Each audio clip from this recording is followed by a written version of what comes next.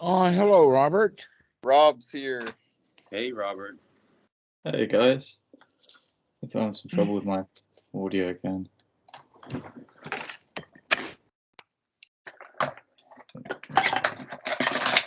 All right.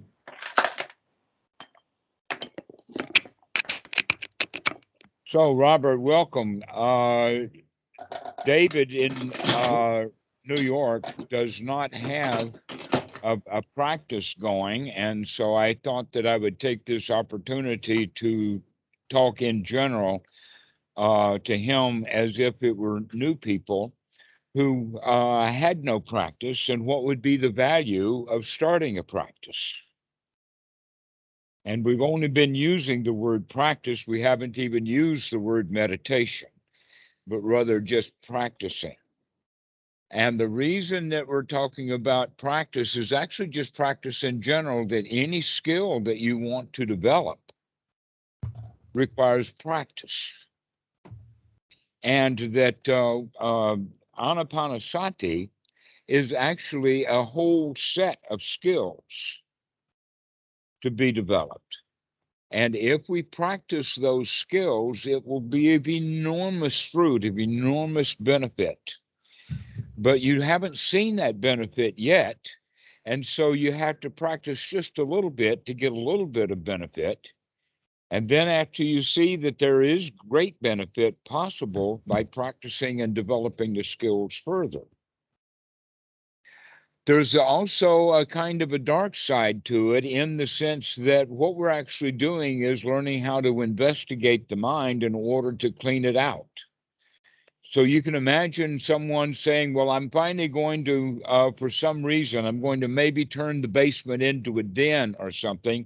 But in order to make the place into a den or a comfortable home or a place like that, we've got to clean the basement out.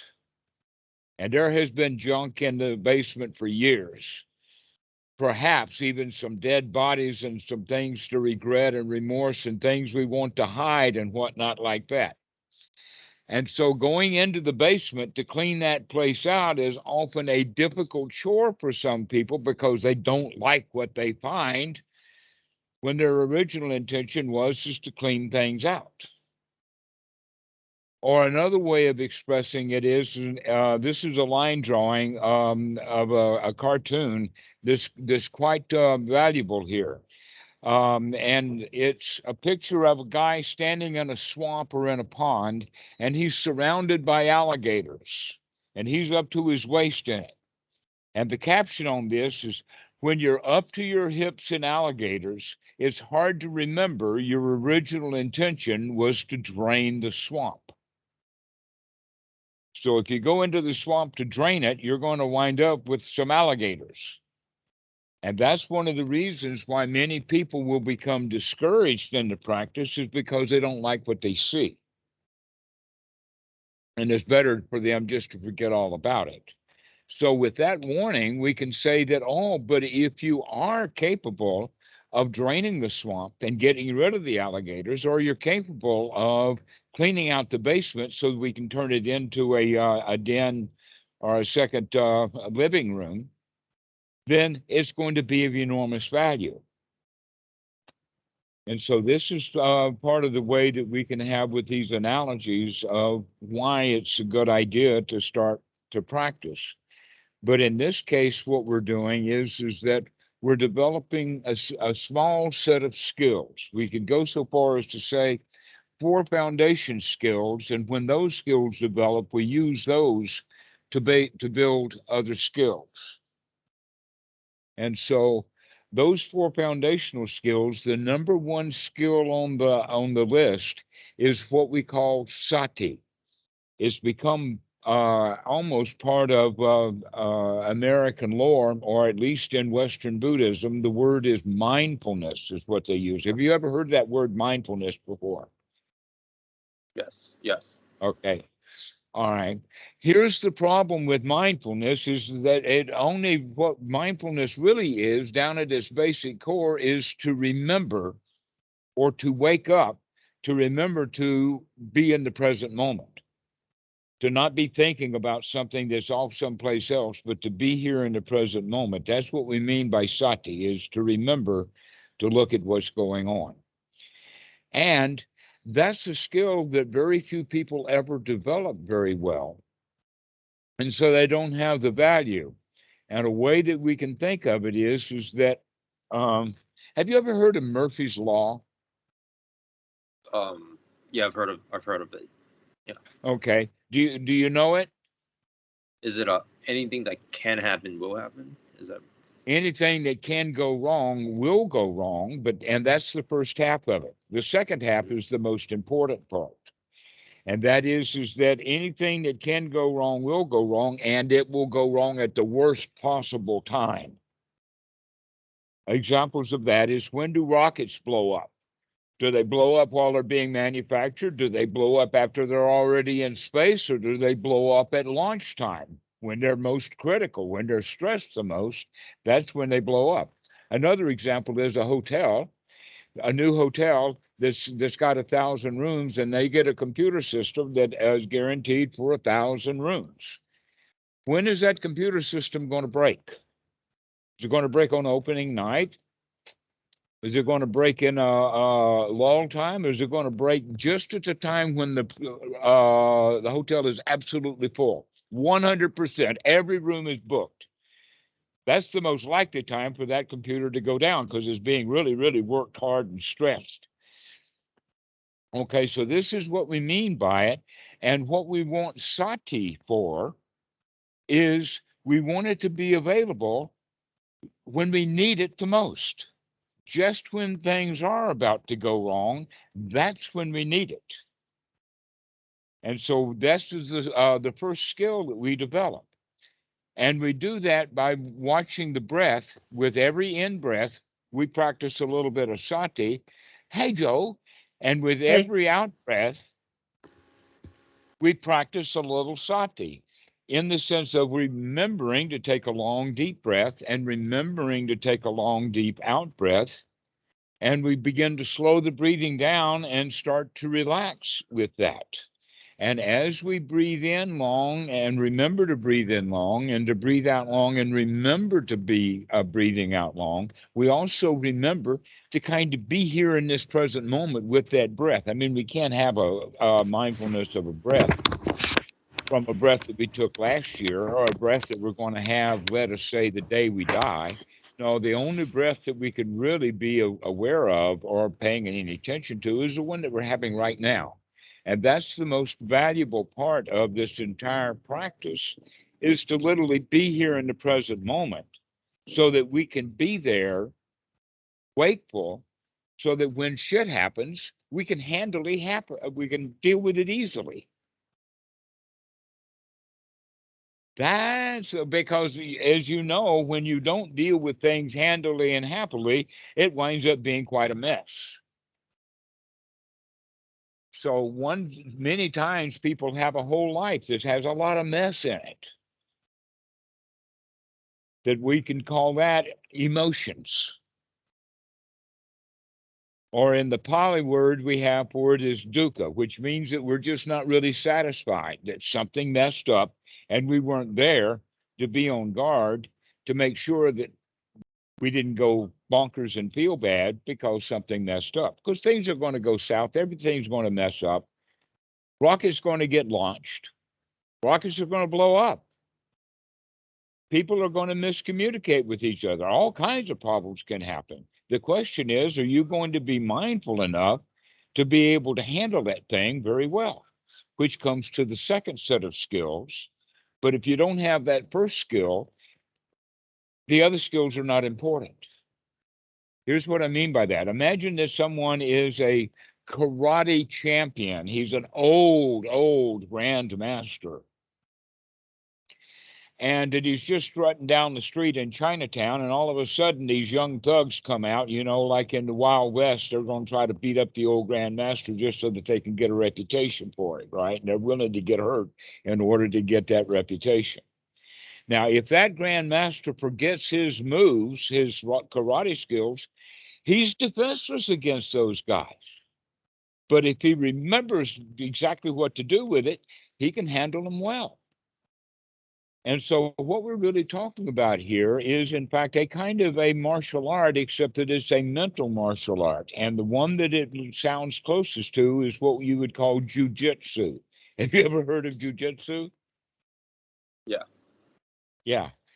Everybody knows jujitsu. It means, actually, the Ju in it has the word for, in Japanese, to be soft. And so what we're looking for is to remember to take the easy way out, to remember to take it easy. That's really what this is all about, is don't make problems, because it's easier to live if you're not living with problems. But we have to remember to not make problems, because we're constantly making problems. And when we're out there making problems, Murphy's Law is going to be there. Things that can go wrong are going to go wrong. And so we got to be ready for it.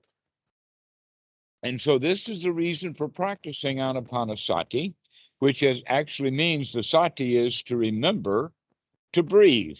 Ānāpānasati. Isn't that interesting? That's what it actually, the word actually means to remember to breathe. Mindfulness of breathing, watching the breath, noting the breath. And as we do that, we start to develop another skill, and that is the skill of observation, the skill of looking. In the Pali, they talk about it as right view, but many people think that means a constructed view, like a world view or an idea or a way of thinking. But really, right noble view actually means right noble looking, investigating, noting what's there in the mind. Because what we're actually going to be looking for is any problems or worries or frustrations or doubts or any of that kind of stuff that's actually in the mind that would hinder us from being in a really great state. And so we call those things hindrances. And so we're going to be mindful to pay attention, or to note, or to look, or to investigate. Is this thought that I'm having right now worth having? Oftentimes, the thoughts that we're having are really not even worth having. In fact, we even make ourselves feel bad because we're thinking about something that happened in the past that we can't fix. But when we reminisce about it, we feel bad, and there's no reason to feel bad, because our bad feelings are not going to fix anything. In fact, our bad feelings is generally what makes even worse things happen, because now we're working really hard to get out of our bad feelings that we actually talked ourselves into. So once we make this investigation and find out that this thing is not worth thinking about, then we can immediately just throw that out and start having thoughts that are worth having, thoughts that are worth listening to, thoughts of this present moment, thoughts about how nice things are, thoughts about everything's okay, everything is fine, no worries, no problems. And as we practice this, we begin to feel like we can do it. We feel like a champion. We feel like we're on top of the world. We feel like that, oh, Murphy, bring him on. I'm ready for you. I can handle anything. And so these are actually 4 skills that we develop, which is right view, right sati, right effort, and right attitude. So the right effort is to change the mind, which is, remember we were talking about cleaning out the basement? Once we define that thing that we don't like and needs to be taken out, that's the effort that it takes, is to take that thing out of our mental basement. Throw it out. Don't need that. It's just an old memory, probably a painful old memory. Why bring them up and have old painful memories? Let's take the easy way out and have some good, happy, new memories. And so that's basically an easy way to talk about how we do our practice. And so I would invite Joe and Robert and Brandon to comment upon this. He's speaking gold.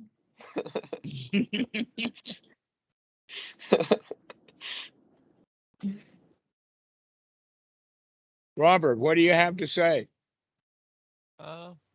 Yeah. That's about it. You just breathe deep and enjoy.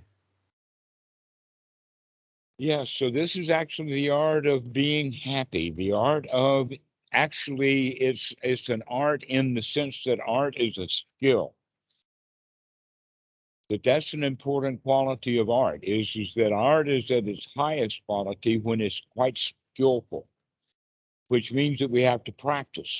Whether that art is the art of music or dance or painting or photography or Zen archery or whatever art form that you're using, it takes some practice. Another way of saying that practice is that each one of us, every one of us, has spent our whole lives talking ourselves into feeling bad, giving ourselves problems and work to do, failures, disgust, making enemies, wanting things we can't have. So we've been talking ourselves into feeling bad, having a bunch of rules we can't follow. Now we're going to practice feeling good, actually feeling. We're going to talk ourselves into feeling good. You can feel good, can't you? I mean, you know how, don't you, David? Yes. Notice that everybody right now is smiling, but no, oh, now we got a smile out of you. All right, that's where we're going. Is that we can, in fact, talk ourselves into feeling good. That's what jokes are all about. I mean, why would he even have a stand-up comedian or a president or someone like that if he wasn't hilarious? A president. So why don't we go?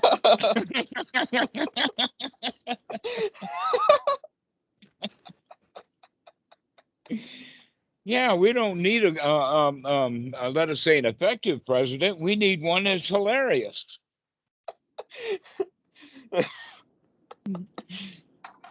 And so we can begin to have a hilarious life. We can begin to have some rhythm and some rhyme and some beat and some music, because normally what our lives are is kind of like noise. It's kind of scattered. Things are just kind of all over the place. I got to do this. I got to do that.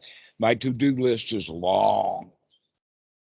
All right. And so we live our lives like that. But when we practice this way over and over again, something can happens, and that is that we begin to get our whole life and our whole mind more organized.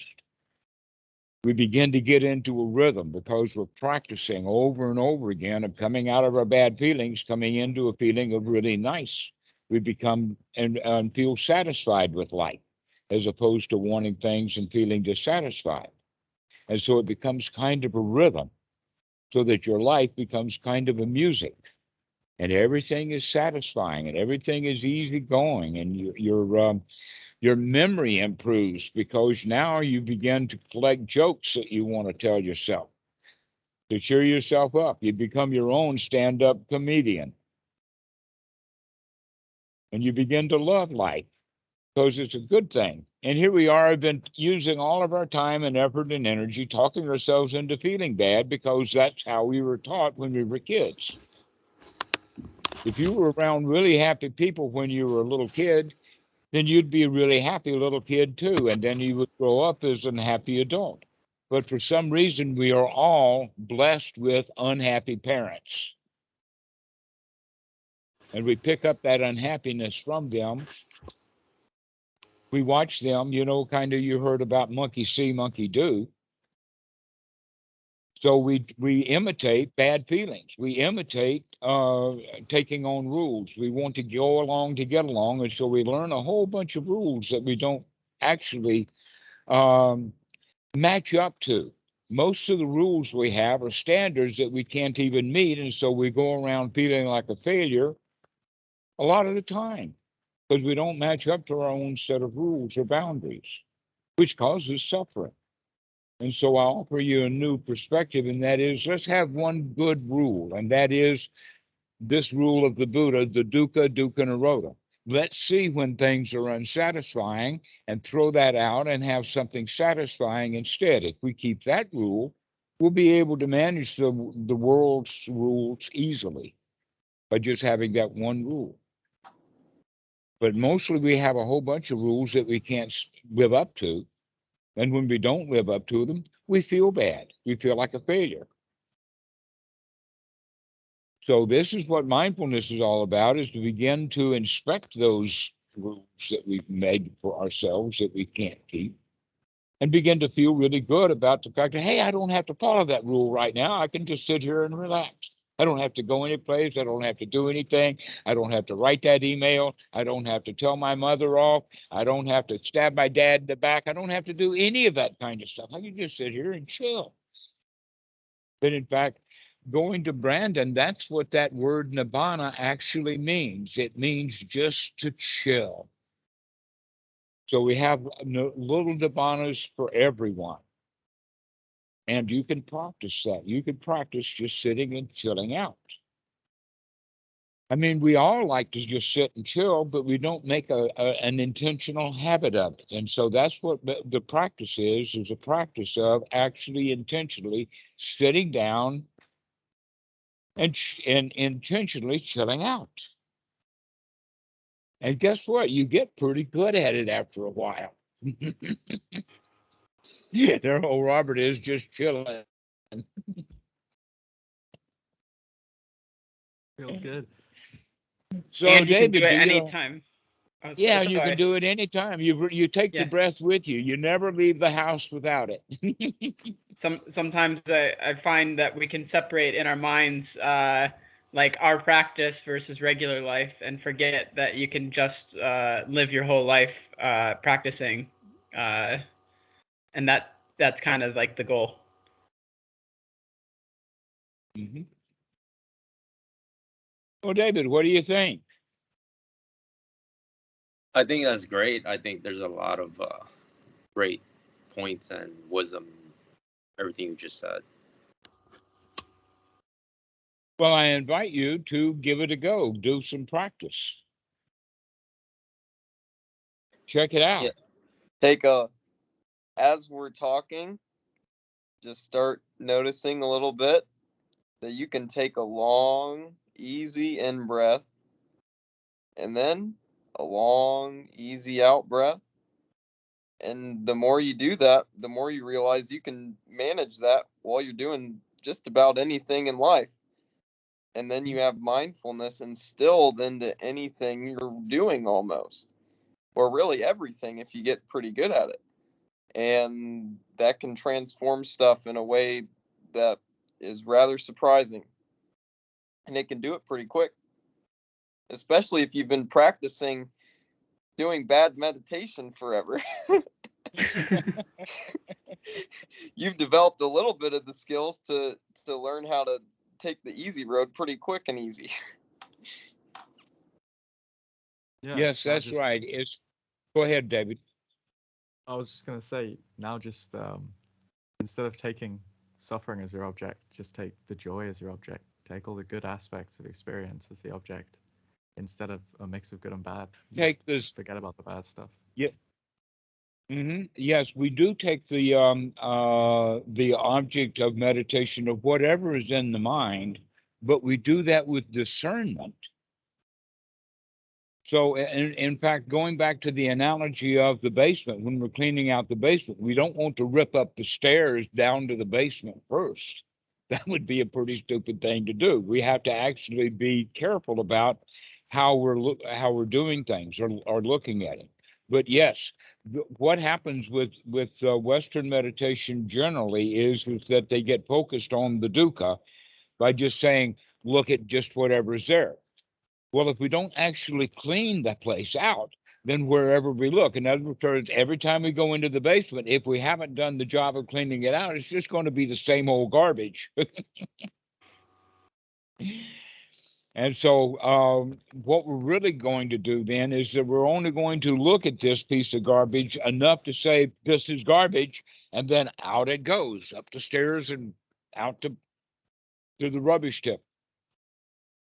And once we do that, and keep doing that over and over again, guess what? The basement gets pretty well cleaned out, and now we can enjoy the basement without all the garbage in it. That's the difference between the actual teaching of the Buddha and what is normally known as Mahasi method that's quite popular in the United States and the West, is that they don't take the right effort to throw the stuff out and what we call gladden the mind or take wholesome objects in the mind.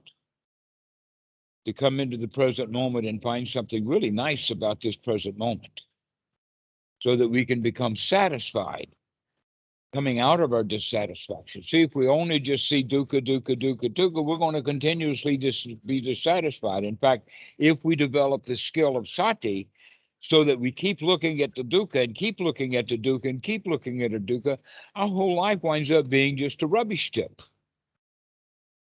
Everywhere we look, we see that. And in fact, that's something that happens with the beginning meditators a lot.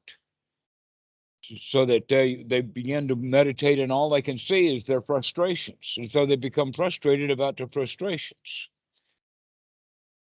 They don't like it. Okay? And that the right effort is to say, never mind, start again. Never mind that this is a pile of rubbish. Out it goes. Another thing that I notice in myself is like a really high expectations, and sometimes I forget that I'm making the rules for myself. So then my meditation becomes another like place that I'm setting rules for myself, and so that is like the new unwholesome thought that I have to notice. For instance, this morning I was laying in bed and I woke up a little bit late, and I started beating myself up mentally, like, oh, you should be meditating. What about your practice? You know, and then that's the unwholesome thought to see, right? Is like, Yes. yeah. And then I was like, okay, well, never mind. Just forget the meditation. They have their the Dharma group, so just join that and see how things go. So, yeah. Hey, I've been wanting to Yes. use this joke that Rob gave to me. We don't use hard R's here. We don't It's what? We don't use hard R's here. It's Dhamma. Yeah, Dhamma. I know. It's because I've been in Plum Village for so long, and they always say Dharma in Plum Village. But yeah, it's just a little Dhamma joke. yeah, Nothing to worry about. Throw it out. yeah. Oh, they are, right, yeah. There we go. Just a little R. Yeah, I got it, yeah. Just a little R. That hard R. They sound horrible, don't they?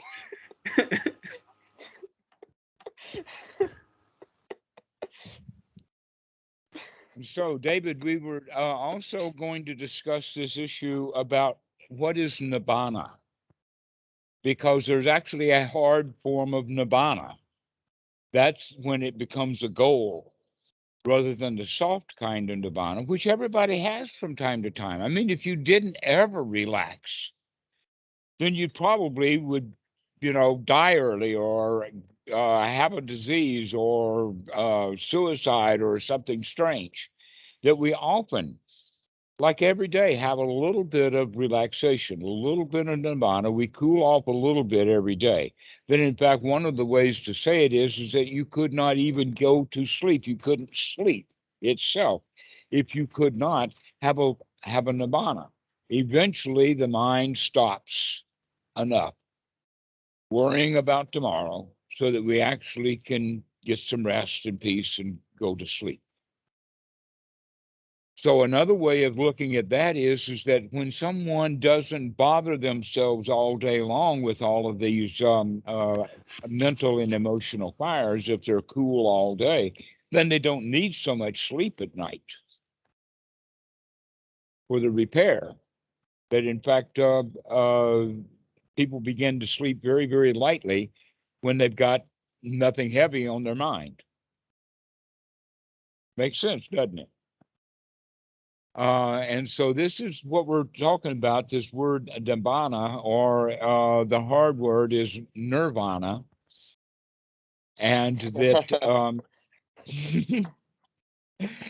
and that it becomes hard because it becomes a goal, to where the reality of nibbana is cooling off, not the work of heating it up.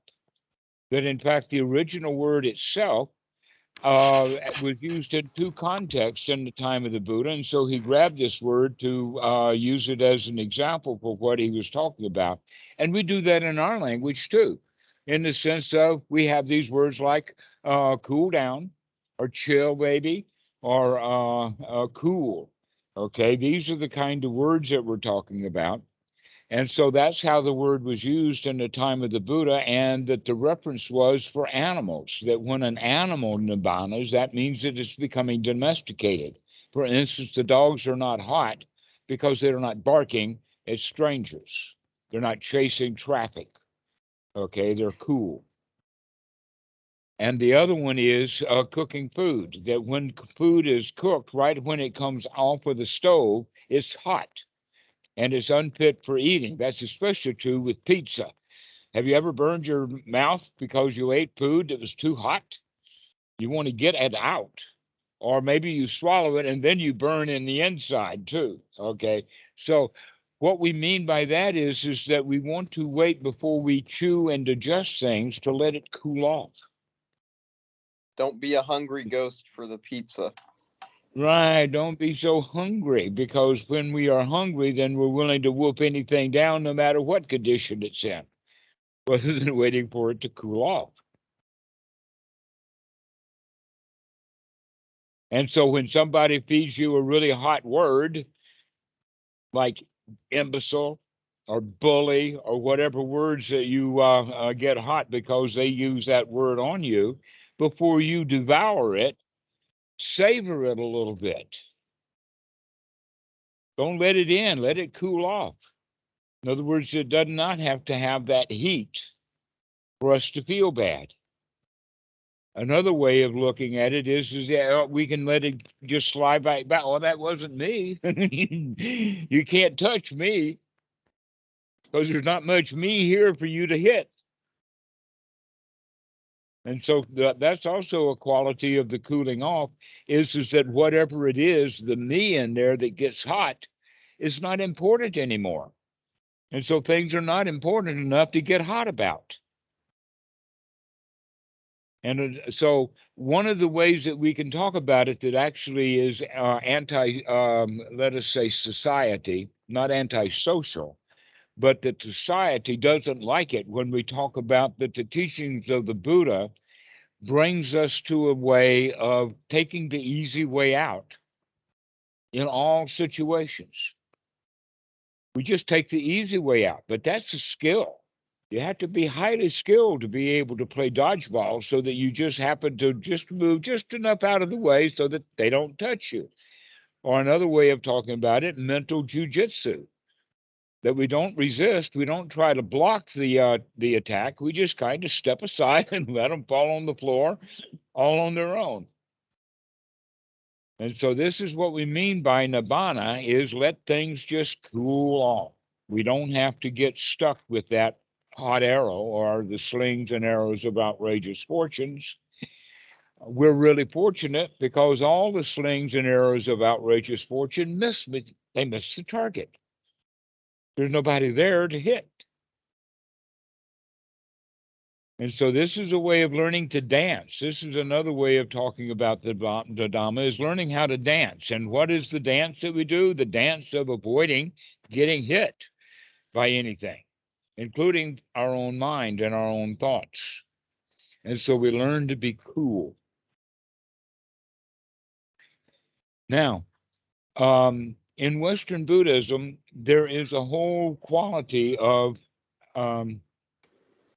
trying to make this an attainment or work, to make things hot, to strive. In fact, part of the last thing that the Buddha said is translated into, it's up to you guys now, therefore strive diligently. But the Pali itself doesn't have the word strive in it, or even diligence. It has to do with be persistent, do it over and over again, practice it regularly, over and over and over again. So it's persistence, easy persistence that we're looking for, not working really hard, striving, trying to get something, and then relaxing because we give up, then going back and doing it really hard again for a little while, and then giving up. That's what Western meditation seems to be, especially when they're trying to sit for long periods of time. Rather, it's better just to do it for a short period of time, as often as you can remember to do it. That's the real practice of the Buddha. And how we want to do that is by getting away from it all, to find a quiet place. We can close our eyes, even if we're sitting on the bus. We don't have to work with the other passengers or anything like that, or worry about what we're going to do when we get to work or anything like that.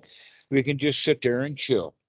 Just sit there and remember, hey, right now is just great. Everything is nice. Everything is wonderful. And so this is the way that we want to practice, is the skill of doing it over and over and over again, and just chilling out and having a nice moment.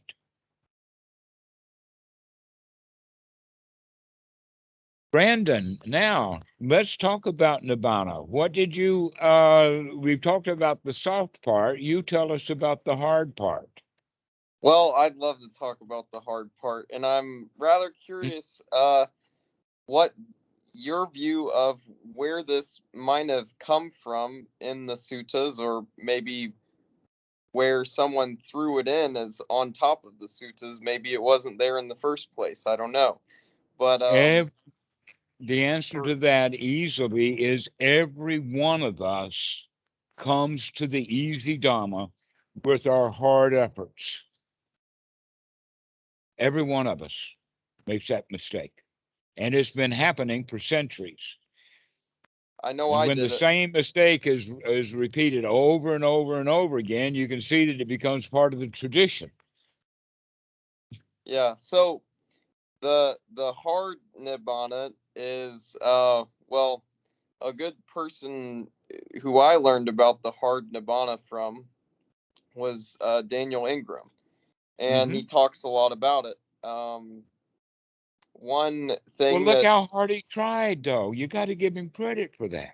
well, I will say, you know, Daniel definitely gave it a lot of effort, for sure. I commend him 100% on his effort. Guess but what? That's exactly what the Buddha did. Before he became enlightened, he was trying everything. He tried the jhanas, and he tried austerities, and he was starving himself, and he was doing all kinds of spiritual practices, and he was the absolute best at it. He really, really strived hard. And then he recognized, hey, why don't I just sit down and enjoy myself instead? Well, from what I understand of hearing you talk about your own biography, Dhammarato, is that you have had periods of striving as well at various times. Yes. Well, he said absolutely. we all come to we the all easy do. path by doing it a really hard way. Yeah. One of the ways of actually thinking about it is imagine that we're lost in the wilderness or the forest or whatever like that, and way off in the distance we hear a train whistle. But we're lost. We're in real wilderness with hills and trees and bears and all kinds of stuff. But way off in the distance we hear a train whistle. And so we start making the effort to get there, and we wind up finding the railroad tracks, and we recognize that, the railroad station is only just a short walk from here. And so now we walk to the railroad station, and we sit down and we rest and wait for the train to come. And when the train comes by, we get on board, and now we got an easy, taking it easy. We're on the easy train. That's the way of looking at it, is that we are all stumbling around without the path or without the transportation. Now, in the time of the Buddha, we didn't have trains, but what they did have is the idea of the path. That here we are stumbling around in the wilderness, lost, can't find our way around, everything is dangerous, and then we stumble across a footpath. What are we going to do with that footpath? Obviously, we're going to follow that footpath, but the question is, are we going to follow it uphill or are we going to follow it downhill? Which, Brandon, are we going to choose? Why is I it like that to we go always... both way occasionally, but the downhill is pretty fun once you get going with it. You just got to make sure not to go too quick on how easy it gets. Yeah, that's right, because we have to stay on the path. If we just start rolling downhill, we'll wind up hitting into a tree, and that happens with meditators a lot. They think that they've got it good, and then they'll have an accident or something. Never mind, pick yourself up, dust yourself off, get back on the path, keep following it. That's all we have to do. But there are times of disasters. But that question is an interesting one, because why is it that everybody that we meet is on the uphill path? And so we think that because everybody else is on the uphill path, that's the uphill path that we should take to, I mean, they talk about hill climbing and nibbana being a high place and all of that. So the natural idea is that we got to go uphill, got to work really hard at it. Well, I think there's also a culture associated with hearing the story of the Buddha and then trying to replicate his life. And I know that this happens like specifically with the Goenka tradition, where they emphasize like someday you're gonna have to be able to sit through the night just like the Buddha. So you better be able to physically do it when that moment comes. And then there becomes this massive emphasis on like really long sits there, and a lot of striving. And it's sort of like, I struggled to get to where I'm at, so you should do it too, even though maybe like you don't really have to do that, but it tends to come through the culture a little bit, I find, in the meditation community and the friends that I've met along the way. I know, I've been there, done that. I spent 3 years with Goenka, 1980 through 1983, in and out. So I know about the striving. Been there, done that.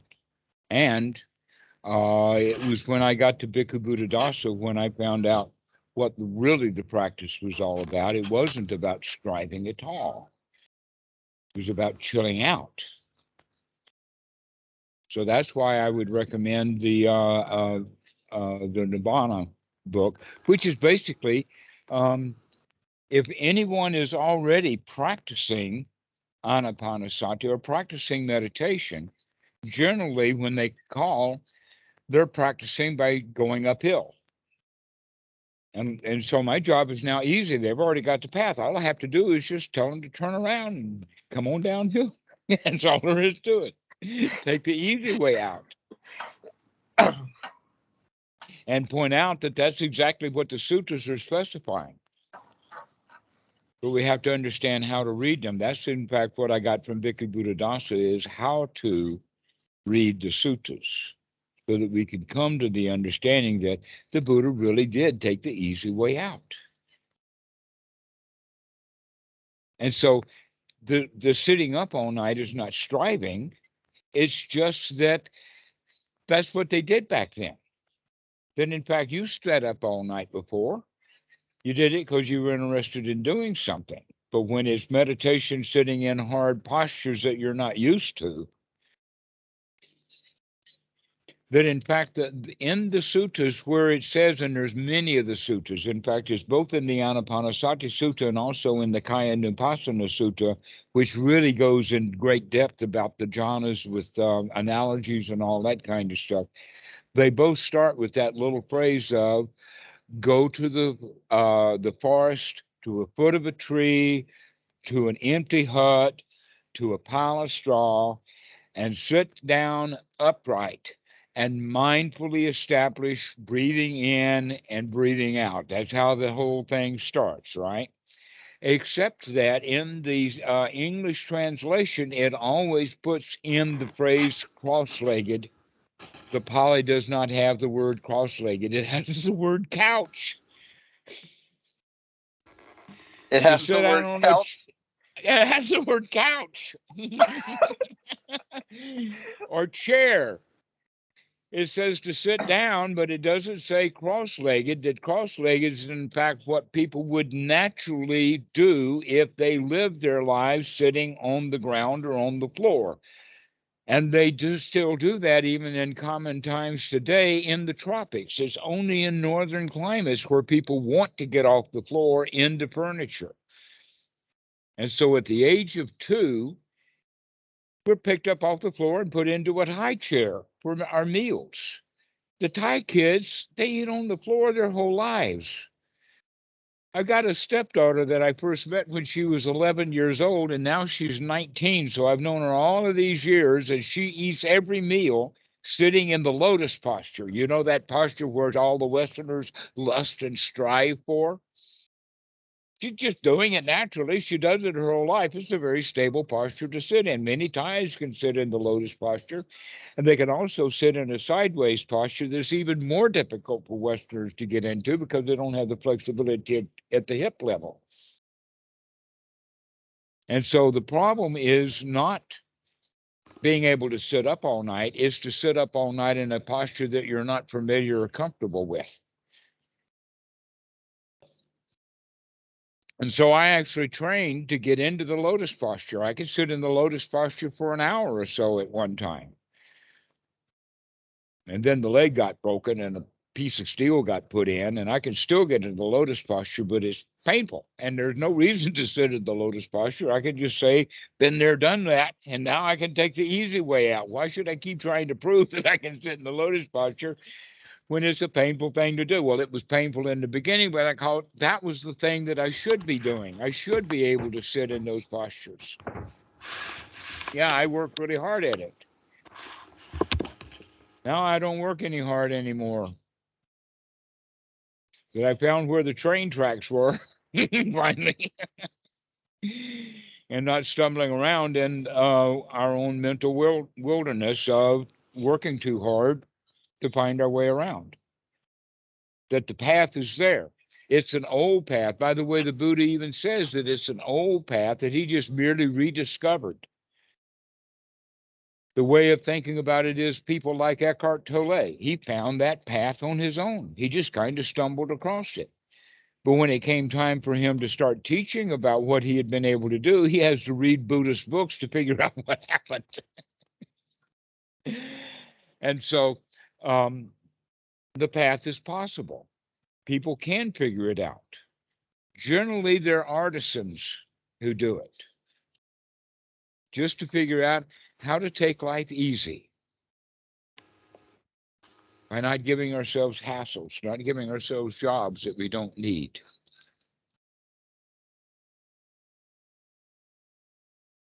And we're constantly doing that because we've got standards, you know. Well, why have standards? Standards, I mean, here's one of the things about standards is that if you have a standard, you're not always going to meet up to it. If you don't meet up to it, then you're what? You're a failure. And that's not a good feeling. So if we have standards that we can't meet, that means that we're going to, we have kind of a built-in mechanism for feeling bad. But if we are actually friends with ourselves and don't hold standards or don't hold ourselves critically and think of ourselves as in a critical way and judging ourselves, but we think of ourselves, in fact, as the best friend that we nurture. And so these are the kind of wholesome thoughts. Unwholesome thoughts would be thoughts of antagonistic, thoughts of failure, thoughts of striving, thoughts of wanting something that we don't have. It's better just to feel nurtured, just easy. Everything's all right. So we nurture ourselves. And when we nurture ourselves, then we feel nurtured. Here's an example. The guy and the girl are spending a week or two together because they have the time, but the time is now over and the girl has to go off to go to her job or something like that. And the guy was enjoying his friendship with the girl. So when she left, now he starts to miss her and he starts to pine for her and feel bad.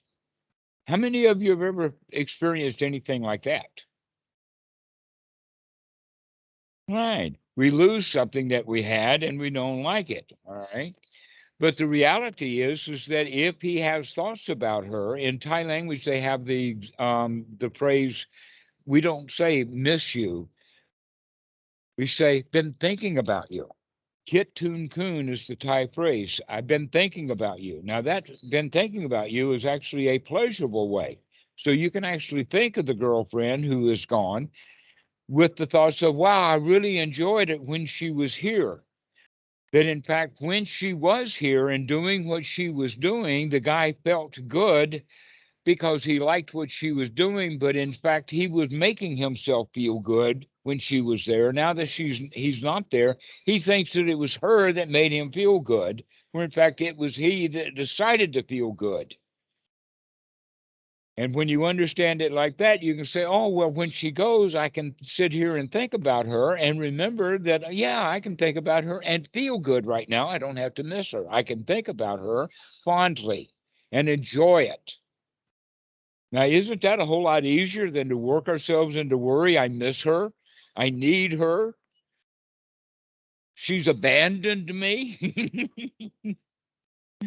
I can't live without her. I mean, those are the kinds of thoughts and words that we have when we get all tied up with it. I need her. I want her. I can't live without her. We even put that kind of stuff into songs and make it romantic music. Where in fact, that's not really romantic. Being romantic means that, oh, I really remember her fondly. I like it. I don't have to pine for missing something because I've still got the memories right here. And so let's have wholesome thoughts about her rather than unwholesome thoughts of missing her and wanting her to be back, that I can handle myself. I've made myself feel good while she was here. I got along without her before I met her. I can get along without her now. That's the new song we're going to sing. I can handle that. I don't have to miss her. I can be okay without her. I can feel good about it when I remember her. That's how she would want us to remember. I mean, does the girl actually want you to pine for her and want her and cling to her and try to force her to come back to you just so you can feel good? But she's got other business to do. She wants to be off someplace else. She left. Let her go. She doesn't want to come back. If she did, she will. And if she finds you comfortable, happy, relaxed, and glad to see her, then she'll want to come back. If you're pining for her and want her very badly, she's going to react to that differently. So it's a matter then, in this example, of we create our own reality by wanting something that we don't have when we're fine without her right now.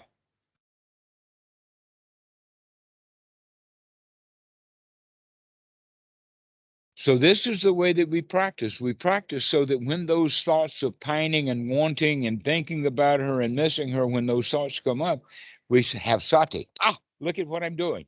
I don't have to have those kind of thoughts. I can throw those things right out and I can just be happy right now. I can have joyful thoughts about her, not missing kind of thoughts.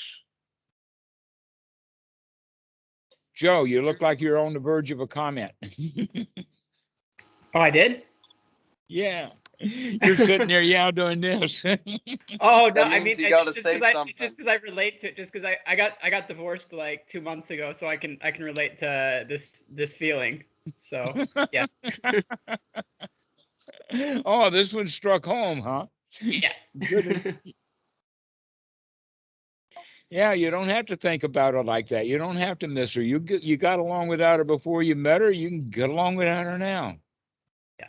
You'll be okay. You'll be fine. I have a question, Yes. if you have time. When I do the gladdening the mind technique, when I'm doing Ānāpānasati, sorry, I'm just thinking how to phrase it.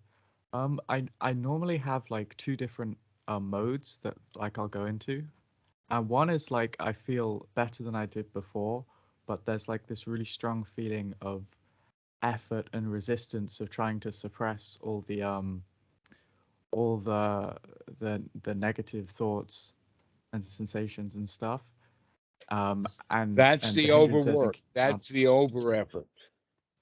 and then the other is like I'll be just a bit like sad, and like I'll feel more relaxed and more chilled. There won't be like the hot resistance, so it'll be more chill, but it'll be like a bit like sad and melancholy, and I'll sort of like go between those. But my mind never sorts to naturally rest on like a still, like, I guess, middle ground, or it doesn't, it's very hard for my mind to like just find somewhere to just naturally rest for any more than just like a brief moment where it is just like a nice sort of perfected kind of peace.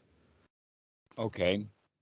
In the beginning, you can expect that the beginning, we talked about 4 skills. These 4 skills that we've got going here are together to build a new skill.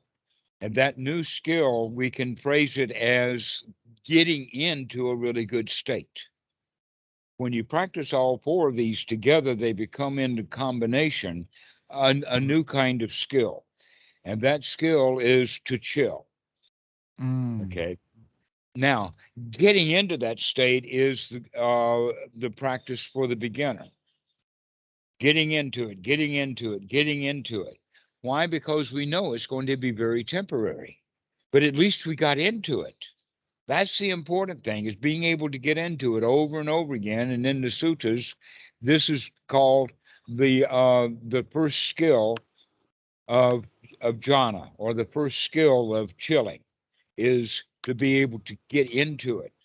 And so we want to practice getting into it over and over and over and over and over and over again.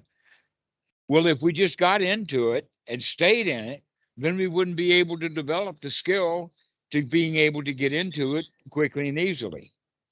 Right. Okay. Yeah. So I'm Okay. always having to like rebuild my car again. But Well, that's the skill that we're trying to develop. And so congratulate yourself for giving yourself yet another opportunity to chill again. Okay. yeah, to rebuild It's not a matter of getting cold and getting colder and getting colder and it getting colder. That's not the skill that we're developing. The skill that we're developing is to see that we're hot and chill. Just a little. You know, we're looking for refrigeration temperature, not deep freeze. Yeah, yeah. And just Deep chill freeze off it. is a goal. Deep Refrigerator's freeze is easy. yeah, refrigerator's easy. So is it just practice then? Just repeated practice again and again and again, and And eventually again and again like, and again. Well, my here's mind the will next find point. place. Yeah. No, actually, the second skill to be developed then is to sustain it. You've probably heard that phrase, applied and sustained thought. Okay, the Yeah. applying it means to get into it, to keep getting into it, and to keep getting into it. And that's the first skill. And then the second skill is, once you've got it, can you maintain it just a little bit longer than you normally would? Then instead of 3 or 4 or 10 mind moments, now you can get it up to 20 mind moments. You can get it last for 2 seconds or 3 seconds now. And then we do it again. And it lasts for a short time. And then we fall out of it. And then we remember. And then we do it again. And this is the cycle that we want to get into. This is a very wholesome cycle to get into, because that's the cycle of developing the skill of getting into it, and the new practice of learning to maintain it. So that these two twin skills together, over practicing many, many times over and over and over again, it gets us the ability to be able to get into it fairly easy and maintain it for a little while, which is a Should I really excellent place to get. should I practice it all day or should I take breaks? Actually, I wouldn't say take a break, but rather to let it be finished, in the sense that now you're going to start paying attention to something else. Okay. Like going to the car and opening the door and getting into the car and that kind of stuff. Okay. So there's going to be things to do. The question is, if the mind becomes unwholesome with an unwholesome thought, can you maintain mindfulness, or can you bring it back up when you need it? An example of that is that you finish with your meditation, you get up, you go into the car, you get the key, you put the key in, and the car won't start. Now, how do you feel? Right. Yeah, yeah. So it's when something comes up that we take the opportunity to practice. But if I'm already okay enough, then I can just like go about my day and be a normal person. Mhm. Don't have to practice in the Exa- background. Yeah. Right. But guess what? Cars don't start, toes get stumped, people shout at each other, 10,000 things a day possible for you to trip over and fall down on and feel bad. And as we develop the skill of checking that out, recognize, hey, I don't have to feel that way, and I can change it, and I can come back and feel good over and over and over again, and get into the rhythm then of checking it out and coming back and taking a deep breath and say, wow, I don't have to write that email right now. Why am I dwelling over, oh, I got to write that email, and dear Mr. Blah, blah, I hate your guts and I want you to die. No, I don't want to write that. Hello, Mr. Goodman. I like you very much, but, and then I go into, I want you to die. And then I can say, wait a minute, I'm not writing that email. I'm no place close to the computer. Let me just forget the whole thing. And I'm out of it now. And he is not in my mind and he's gone. And it's what a relief it is. I don't have to write that email. Not right now. And maybe when it's time to write that email, I can have that same thought. I don't have to write that email. Not right now. And pretty soon we can just write. It never was a problem anyway. I never did have to tell the guy off, and he wouldn't go do what I wanted him to do. He's not going to go hang himself or do any of that stuff. So why should I bother telling him? I could just chill instead. I have one more question just about effort, which is sometimes it feels like it takes so much effort to do the technique that the end result is I actually feel worse than if I just let like the negative thoughts and emotions be there, or not thoughts, because I guess you can just disbelieve that as soon as you notice it. Learn But like also the to emotion, like be satisfied with the thoughts that are there rather than labeling them and pounding them into the shape of they're not good enough. yeah, that's what I mean with like the really hot resistance feeling. It's like I'm trying to keep it all out so that my mind stays free of hindrances, but that can make so much effort that it's actually like less enjoyable than just feeling like a little bit miserable or a little bit bored or Okay, so one of the ways that we can do that then is you've heard this story of with someone who has only one tool that's a hammer, everything looks like a nail. yeah. All right. Now, basically, what that means is that he's got that hammer out looking for nails so that he can pound them, whether it's actually a nail or not. Okay. What we would rather perhaps practice is to kind of be on standby, to be very, very alert to, is this actually a real nail or not? That's the way to do it. Is this thought worth having or not? Is this a nail in my coffin or is this a wholesome thought? But does this attitude apply to the mindfulness of the in and out breath too, or is it just to the thoughts? Both, but in fact that they work together and is best So when when the it's done bad together. thoughts arise, then you return to the breath and then throw the bad thoughts out.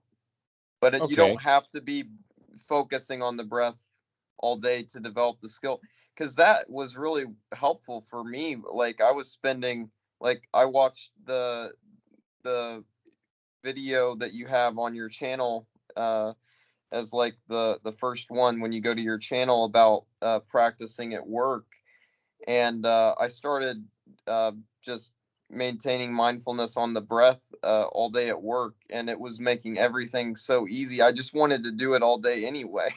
Like Right. So long as you want to do it all day and it's easy anyway, but when you start to have frustration and resistance to it, recognize that and take the easy way out again would be the correct practice. The wrong practice would be striving really hard to maintain mindfulness of the breathing when you're not really getting anything out of it. You're, in fact, training in an unwholesome skill at that level. yeah, I see. So if it's Okay, easy that and we're feels really good, looking for then it's fine. satisfaction. But if it's horrible, Mhm. there's no need to force yourself to keep the mindfulness on it. Right, that's a rule, isn't it? But that's not the instruction. The instructions is that never mind, start again.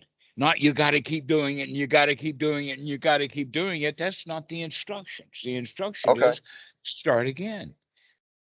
Start again when you remember. To start again when you remember. That's the first and important skill that we need to develop. And part of that, never mind, start again, is actually forgiving ourselves for having just screwed up by losing track of the breath. Yeah, Joe, go ahead. So what I find with myself specifically with some of the emotions that you're talking about, Robert, is I'll notice that there's a resistance there, and what'll end up happening is I'll sort of say to myself, "Oh no, how long is this going to last? Oh, here's this emotion again. Oh God, I'm going to be stuck in this for a really long time." And then it's sort of like I'm talking myself into it a little bit, and not really noticing that it's actually not that uncomfortable in my body to feel a little bit, whatever difficult emotion is coming up, frustration, that it's kind of, it's okay. This is why I think Dhammarato says, hello darkness, my old friend, because it's just there again, and it's a different way of thinking about it when a lot of times you've trained yourself to like, no, not this again, like, because we know it's going to come again. That's just how it is, but you can welcome it, and and if you look at your actual reality, most of the time you're actually in a really safe space. And also the Buddha recommends a lot of things like just changing positions, of just doing something else, going and sweeping the floor. Sometimes that can be enough, instead of just focusing so much on it and hoping that that's going to be the way to do it. He gives, in one of his suttas, he gives like 5 different ways of dealing with it. And that's the one that I find really helpful, is like, hey, just go outside and go for a walk. Go start sweeping the floor. See what happens then, and yeah, that's just my little tip there for that. But it sounds to me, what happens for me too is like not being satisfied with where I'm at right now, and not actually seeing my reality of like, oh wow, I have a really nice house, I'm well fed, I'm living in a super rich country, everything's pretty awesome. You get like so tunnel visioned on like the small negative sensations and emotions. And we think it only happens to us too. We think that it doesn't happen to anybody else. That's the main thing. And yet we would have never learned it if it hadn't been happening to the people around us. Yes, David. I have a question. So most of my life, I feel like I was repressing a lot of like depression and anxiety. And when I acknowledged those feelings later on in life, I actually try to acknowledge those emotions more. But because I repressed those emotions for such a long time, when I do acknowledge those emotions, I can't seem to handle those emotions, and those emotions tend to come in long periods of waves, even through mindfulness. What do you recommend me to do then? Well, actually, this is exactly what you're talking about, is very, very much related to Robert and what he's talking about, except that the your time duration or frequency is longer, and his is shorter because he's had a lot of practice. But it's still exactly the same thing. And that a key ingredient that is often really helpful is to recognize back to the original teaching of the Buddha of dukkha, dukkha nirodha. Is what I'm doing right now satisfying or not? Even if, and we ask that question even to our practice, even to our meditation practice, is this enjoyable right now or not? And if it's not, go do something else, make a change. May need to be a change in posture, but basically the big change that's actually needed is a change in attitude or a change in thought. And that part of that has to do with the waking up that the deep breathing has available for it. And so we can always see every one of these items as a friend. There's no enemies here. We only have friends, even the bad feelings, because we've had them before and we've hated them before and treated these bad feelings as enemies, which means that we're in the process of creating enemies that are trying to do us in. Let us have whatever it is that's happening. Let's call it a mistake or a blunder or whatever. And we can treat that also as a friend. It's a training tool, or it's a lesson to be learned. And if we treat it with friendship and curiosity, we can inspect it with the idea that I can be finished with that. One of the ways that I like to say it is that every toy that we play with, if you play with it well and often, you'll break it. Every toy breaks. And so if we have our bad feelings, our confusion, our doubts, our frustrations, our worries, whatever like that, if we turn them into toys and play with them, they'll break. They'll change. They'll take on a modification. But if we keep treating them the same way that we've always treated, push them away, don't exercise it, and it stays pristine, and we never get it finished. It's like keeping the basement dirty. Rather than saying, hey, I mean, this is just an old memory. It's just an old piece of junk there. Let me play with it and throw it out. Yes, Robert. Yeah. So regarding what you were just saying, is it sort of like with your method where we have the gladdening step as opposed to like the usual method of you, like the Mahasi method, you just be mindful and you just let whatever's there be there. With your method, it's like you're introducing this trial and error process. And is that what you mean when you're playing with the toy? Is it's like you feel there's some suffering, and so you, instead of doing the same thing again and again of just being mindful of it, you change your approach a little bit and adjust to try and see if you can sort of minimize the suffering in that experience. And that's like what playing with it is. Yes. Like it's like a trial and error thing. You're just like figuring it out. One thing, though, that I would have to mention is that even though I have a lot of my own experience and have had a lot of teachers, it is part of the let us say intentional way of doing things is that I'm not teaching my method. This is the teaching of the Buddha. It's in the suttas like that I have become partially skilled in the suttas, not for my own practice, but so that I can make sure that what I'm teaching the students actually is the practice of the Buddha.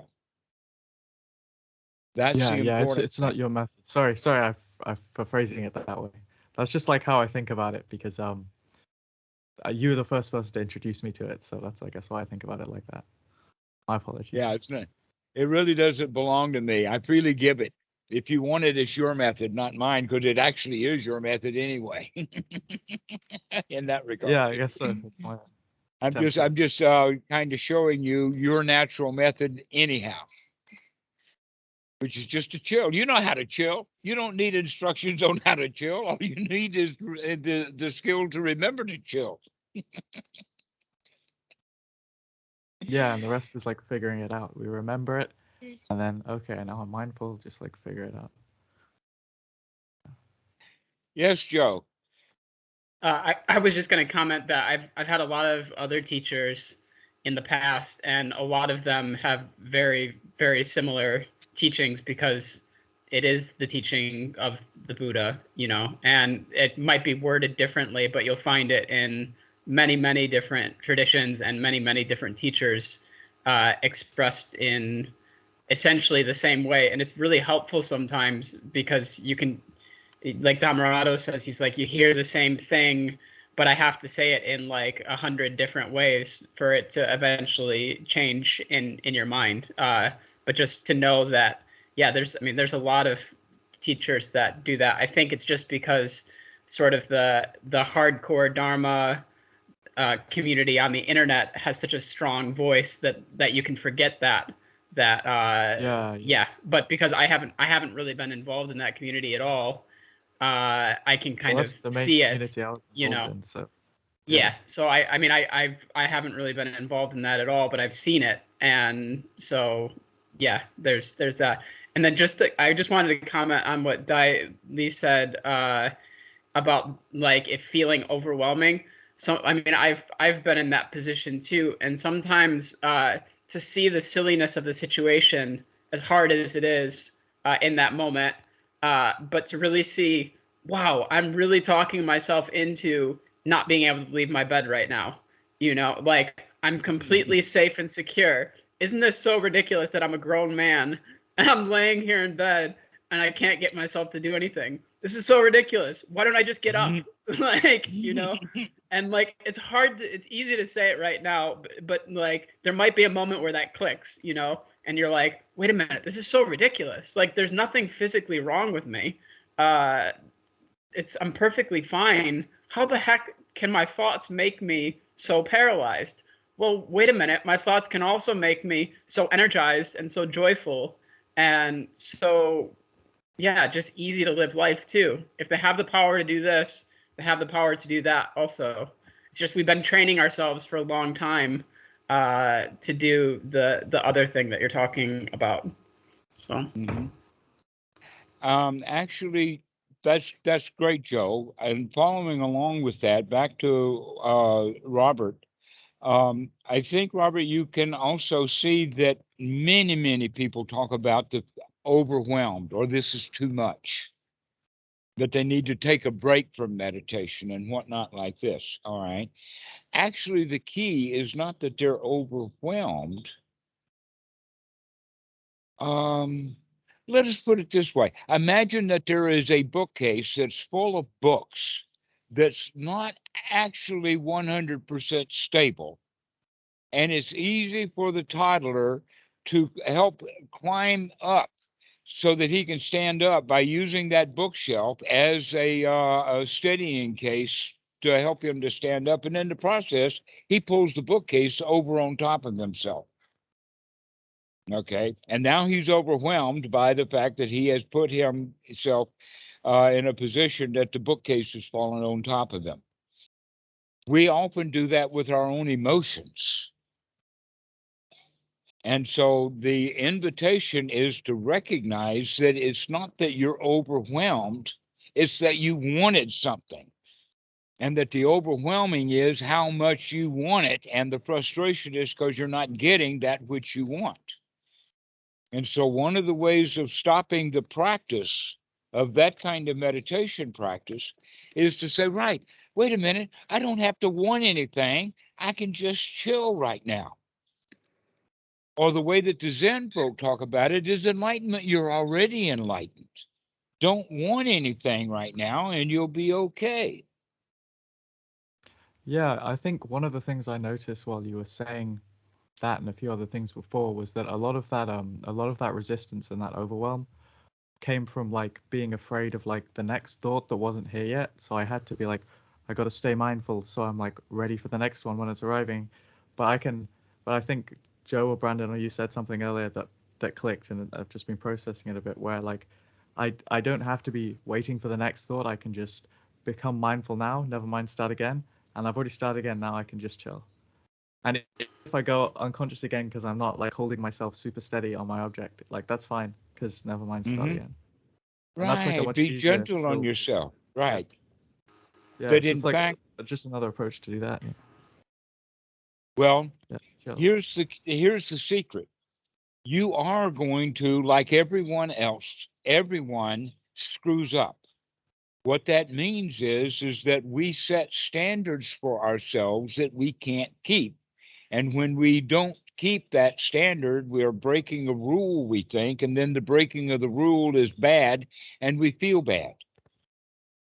The reality is that we set our standards often too high. And Robert, you're the kind of guy that's going to set yourself really strong, high standards, and then feel bad because you can't make them. Yeah, that's exactly the kind of person I am. Yeah, exactly.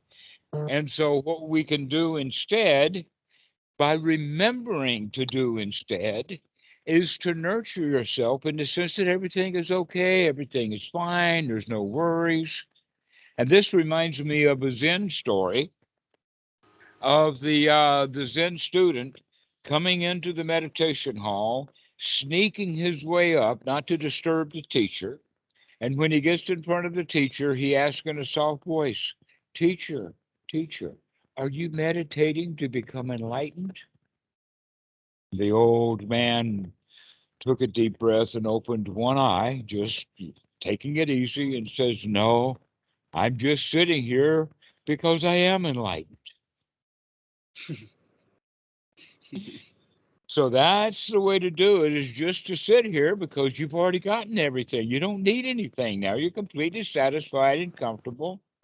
You're already lightweight. There's nothing heavy right now. That's what enlightenment is all about, is that you just let things be light.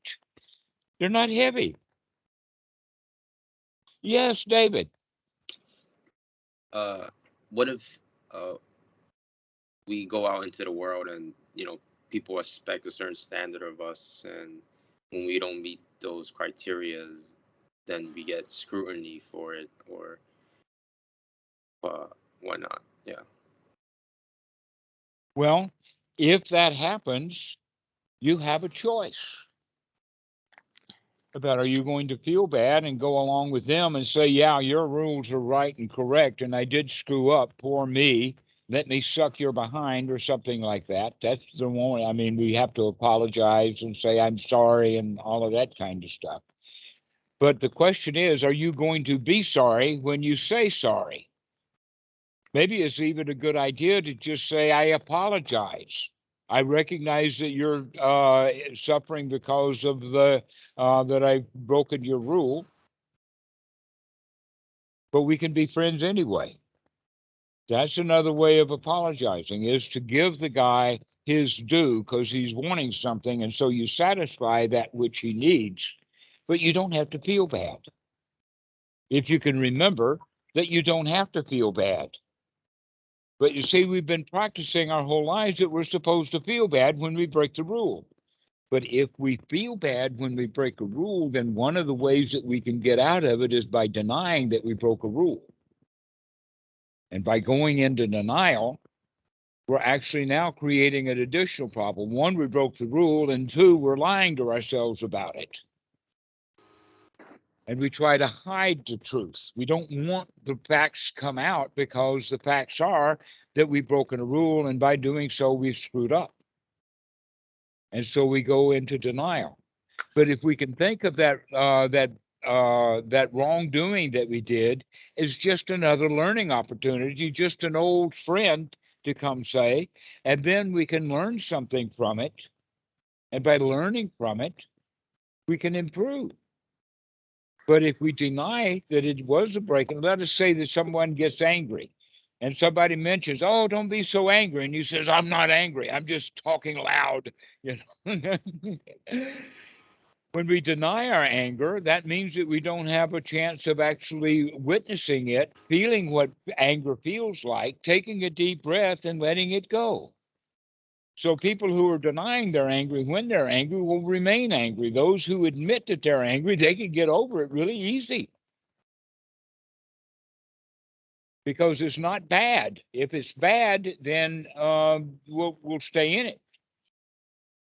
Because we're denying that we're in it, rather than being able to get over it. So this is part of the investigation, so that we can investigate.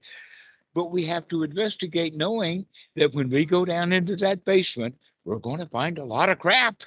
There's going to be a lot of crap in there. And that's okay. We're going to be able to see it for what it is, enjoy the memories of it, etc., like that, and then haul it out to the road. Don't need it anymore. Throw it out of the mind. So this is the way of practicing. But most people will get stuck on that in their investigation, they'll run across something and they'll feel really bad about it. And then they call that meditation practice. Robert's an expert at doing that. In relation to this, Dhammarato, if we're in that angry state of mind and we're aware that we're angry, and the other person is standing there saying, "Why are you angry? There's nothing to be angry about," but you feel like there is something that you're a little bit upset about.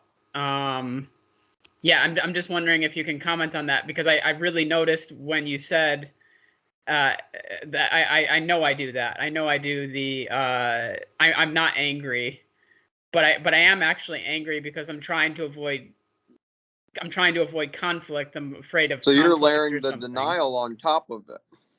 Right. Right. Okay. I guess that But answers we were it for taught to do myself. that. Yeah. Our dads hid his anger from us, and he wasn't very good at it, was he? My dad never got angry. It was my mom that was the. Oh, your the So he angry was one. good at hiding it then. No, my dad. I mean, my dad. Seriously, I remember him getting angry like one time as a child, and that was it. I don't know, like when Dhammarato was saying, "Oh, we've been raised by our parents a certain way." Like, luckily, I had one parent that was just like, I don't know. He was just the happiest all the person. time. And everybody like that lived in our neighborhood knew him as the happy guy. That's just how he was. So Well, go I was really with lucky. your dad more. Don't listen to us. Well, unfortunately he had a head injury and he's disabled now. So man. yeah. Well, I'm can he sorry. be happily disabled? Oh, he's very happy disabled. Actually, he's one of the most happy I people. can't think of a Well, better why thing don't to you hang happen out to with a him? happy guy than to be disabled. That way he's got a perfect excuse. Oh, he doesn't have to do anything. He's disabled. Yeah, he says that all the time. Actually, you ask him like what He's you ask him what brilliant. his favorite. You ask him what his favorite season, and he's like, "I like all seasons." Like that's just how he is. It's amazing, really. He's an amazing guy. That's great. So that's the way that we can think of it then, is to just let everything be easy. That we don't have to strive to get anything from meditation, because actually you've already got what you need. That this is not an additive practice. We're not trying to gain anything. We're trying to get rid of the garbage. That's what we're doing. And so we work really hard because we think we're attaining something. And so we have to be mindful of every breath, every breath. Oh, I've got to really do this really hard. Rather than saying, hey, when I remember, I can just relax. All I have to do is remember, and then I can relax. I don't have to be on super guard all the time. I just need to be on guard just when I need it the most. Be ready for it. Go ahead, Robert. I really like what you're saying here, and I've been practicing the approach pretty much exclusively for the time being, because I only have so much energy to put towards meditation. I want to make sure it's what's giving me the most results, which is what you've been teaching me. But I'm just wondering, how does this practice lead to insight like no self? So like having like no ego and this sort of thing. Actually, let's not go into a great deal of detail about the definitions of the words and ego and all of that kind of stuff. And instead, we'll just substitute the word selfishness, because that's easy enough for us to see that when we are selfish, we act selfishly, we behave selfishly. Many, many examples of that. For example, you've got a good friend or a brother who comes to borrow a small but significant amount of money, say $500 or $1,000. Normally, the first thing that we have to think is, no, I'm not going to give him that money. That's selfishness right there. No, I'm not going to give him what he needs because I need it. That's the selfishness there. But we fail to have the wisdom and the insight right then to recognize, if I say no to him, both of us feel bad. If I give him the money and I'm generous to him, then that gives us both the opportunity right now to feel good. And we don't have to worry about him repaying the debt right now. That's not right now. Right now, the question is, does he get what he needs? And am I going to be gleeful and joyfully happy in helping him get what he needs? Or am I going to compound his misery and let him give me some of it back by being selfish? When we see Okay. that, then we recognize that's what happens. That's what selfishness always is that we're trying to cling to something as it belongs to me, where in fact we would, by giving it away, be able to create generosity and create gratitude and create good feelings, which is what we really want from our resources of money anyway. And here we are, by clinging to that money, actually creating the exact opposite of the use of the value of money. Okay. But the self is like still here, like it won't like we won't like No, well, it's like not make it here. disappear. Wait a minute. Wait a minute. Wait a minute. Wait a minute. Let's not do Hinduism right now. It's not that it's still here, it's that it comes back. Right. It returns. It just keeps coming over and over again, a new opportunity to practice. Sometimes you feel like a nut, sometimes you don't. Sometimes we're selfish, sometimes we're not. Sometimes we don't get what we want, sometimes we do. When we don't get what we want, or when we are selfish, that's the point in time that we really need to be mindful, so that we can take a wise way out that winds up being joyful and valuable for everyone, rather than being selfish and causing ourselves and other people trouble. Right. I just mean because like even when I do the technique like correctly, like right now I feel probably like this is like the best application of the technique that I've done in a really long time. Like I feel really good. But I still have like my same sense of self. It's the exact same. Like I still feel like just me. Like so Yeah, it but hasn't that's like okay. You're I good mean yeah, enough it's as fine you because are. I'm You're feeling already quite happy. okay. Okay.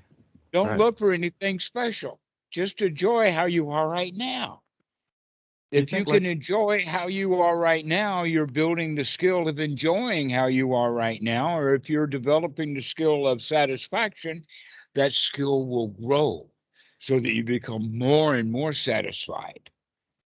That's the technique. That's the trick, is that the skills will develop if you're practicing that skill.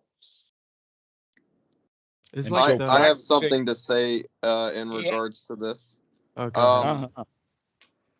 I would recommend, since I know you quite well, Rob, to continue with this practice, and maybe one day when you're just exploding with happiness all the time, then you can go apply all the effort you want to the dry insight kind of stuff, and then you can feel like you're the sound of your air conditioner and your foot and the glass in front of you, if that's what you want to do. But for now, being happier is probably going to help you out a lot more than that experience. And being someone who's had similar experiences like that, I will tell you that they are dissatisfying in the end, because what you really want is to be happy and feel okay throughout the day. And just because you feel your sense of self to be dispersed between a bunch of different sensations doesn't necessarily make you smile all the time. But Yeah, but I was just this wondering. technique can do that. Oh, it can. Okay. It just takes a long time.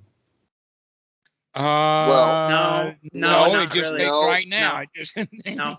Yeah, it doesn't take a long time, because that's our mind that sort of is like putting it into a category of like, if I just now do you this just made long it a enough, goal, like a Rob. video game, and I level up, you know. Yeah. Yeah. Yeah. When we recognize that this is so dead easy, it's the easiest thing to do is to drop your garbage. That's the easy way out. Just You're to like, drop it. a way to think about it is, sure, you can think about it as a video game and you're gaining experience as you go along, but really think about it from the perspective of Mario or whatever video game character you want. He's about to, in his perspective, he's about to get a gold coin. Oh, and then in another second, he gets another gold coin. Oh, and then another. And all you ever have is that second where you can either choose to get a gold coin or not. And the more you choose the wise option to just be happy with the skills that you've developed to the best of your ability, as long as you're not overstressing yourself, the more you get those gold coins of just a little bit of satisfaction here and there, then you'll be able to get them even easier. Mm-hmm. But in fact, that the important stress. point is to get it right now and not to make it a struggle to get it right now, too. But in fact, Yeah. that struggle is the fact that there's no gold coins in sight. Yeah, you have that negative mindset that, oh man, becoming happy is the hardest thing in the world right now. I can't do it. It sucks. Life's horrible. But there's a gold coin like an inch away from you if you just look at things the right way and use the techniques. Taking that right noble attitude, exactly. Just looking at it from the right perspective. Hey, I can handle this. Exactly. What, no gold coin? I'm all right. I didn't get a gold coin before, and I was okay. I'm not getting one now. Yeah. I'm okay. I don't need that gold coin. Yeah. Oh, there's a gold coin. Oh, there it is. Yeah. It only comes when you don't need it, I guess. Well, that's how a lot of good things in life work. When you're not chasing. When you're not chasing. That's the best way to catch a cat, by the way. The best way to catch a cat is by not chasing it. For me, it was always sitting down on the floor and putting a piece of sheet music out right in front of me. Guaranteed that cat's going to come lay on that sheet music. Yeah, good point. Yeah. I guess nowadays it would be like a keyboard. Yeah. I think it's hard to remember to like put effort into not striving. That's a skill to be like repeated over and over again. And just this sense of like striving, not being satisfied, Yeah, and it's like I noticed it's like subtler and subtler. Like I'll get over like the really gross striving that's really like it's really obviously painful. But like even now I can feel like there's like subtle like striving to like do things. It's like it keeps going like and that. then say, yeah, I can see it. It's okay. You were fine when you didn't see it. You're fine now that you can. In fact, you're a little better off now that you can see it. Just a little bit of striving in there. Yeah. I get the dopamine hit because I just saw it, and that's like a good application of mindfulness. That's the change in attitude. Is that when we see the strive, when we see the dukkha, when we see the mistake, when we see the reprehensible thoughts and deeds, normally we feel bad because we're broken a rule. We set a standard that we can't keep. And to change out of the critical mind of not fixing up to the rules and coming to yourself in the sense of nurturing, like a mother nurtures an infant. Mothers do not expect anything from that infant other than an occasional pee-pee, and after a couple of days, a great big whopping yellow turd. But and she's very happy when that child leaves that yellow turd. Now, fast forward 16 years later, and if he leaves one of those things in the front room, everybody's going to be very angry. Why? Because now they're critical of him. But when he was a new babe, we were very nurturing. Anything he does is okay. Wow, let's just have such a ball. We really enjoy having a baby around, even if we do have to change his diapers. Okay? So think about your mind like that also. Treat yourself like a tender infant, and everything you do is okay. That big whopping yellow turd is a prize. Needs to be looked at and investigated, and then out it goes.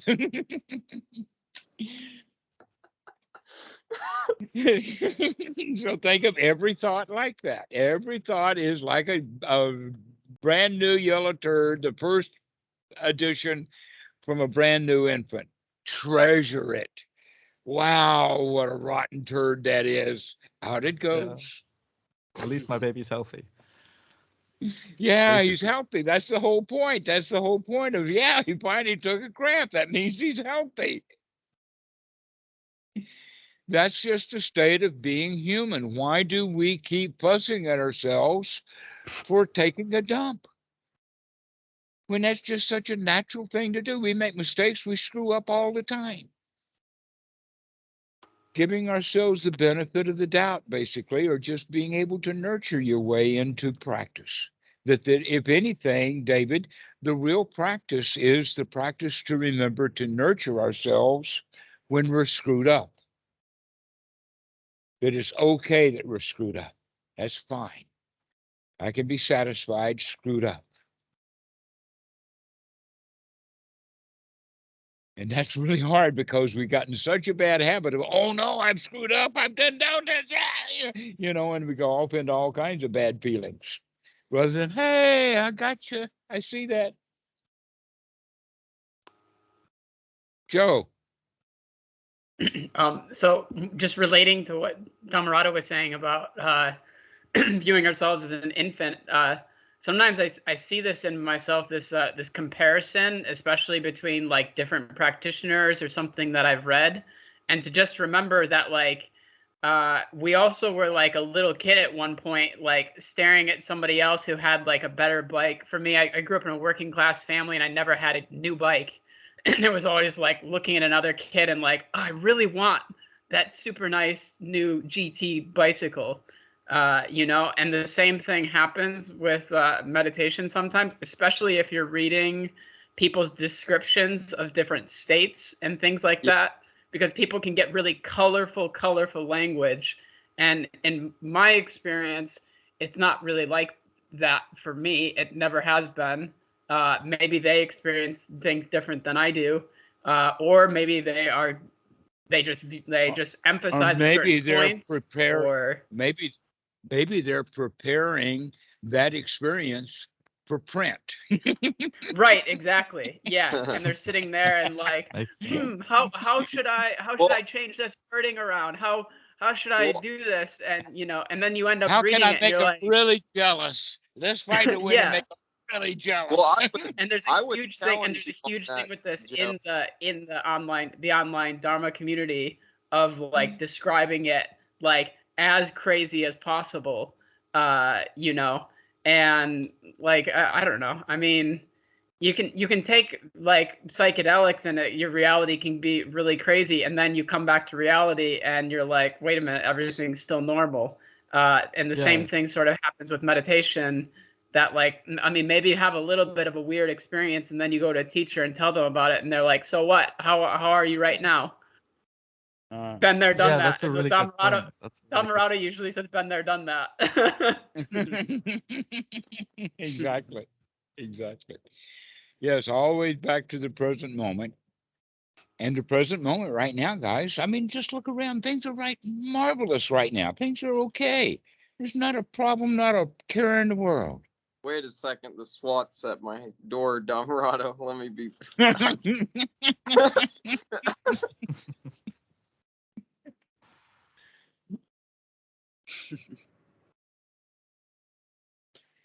Well, David, what do you think about this? You've been kind of quiet.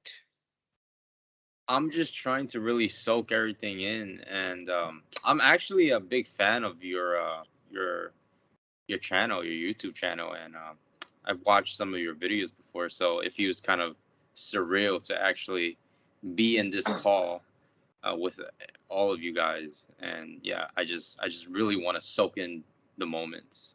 Yeah. Well, that's good. It really is great for us to do this in small groups because we really do help each other. And one of the really important benefits is for us to recognize that we're all in the same boat together. That we're not an individual that has unique problems. That everybody has frustrations, and everybody starts to meditate, and they wind up getting even more frustrated because they want something to be different. That was my experience.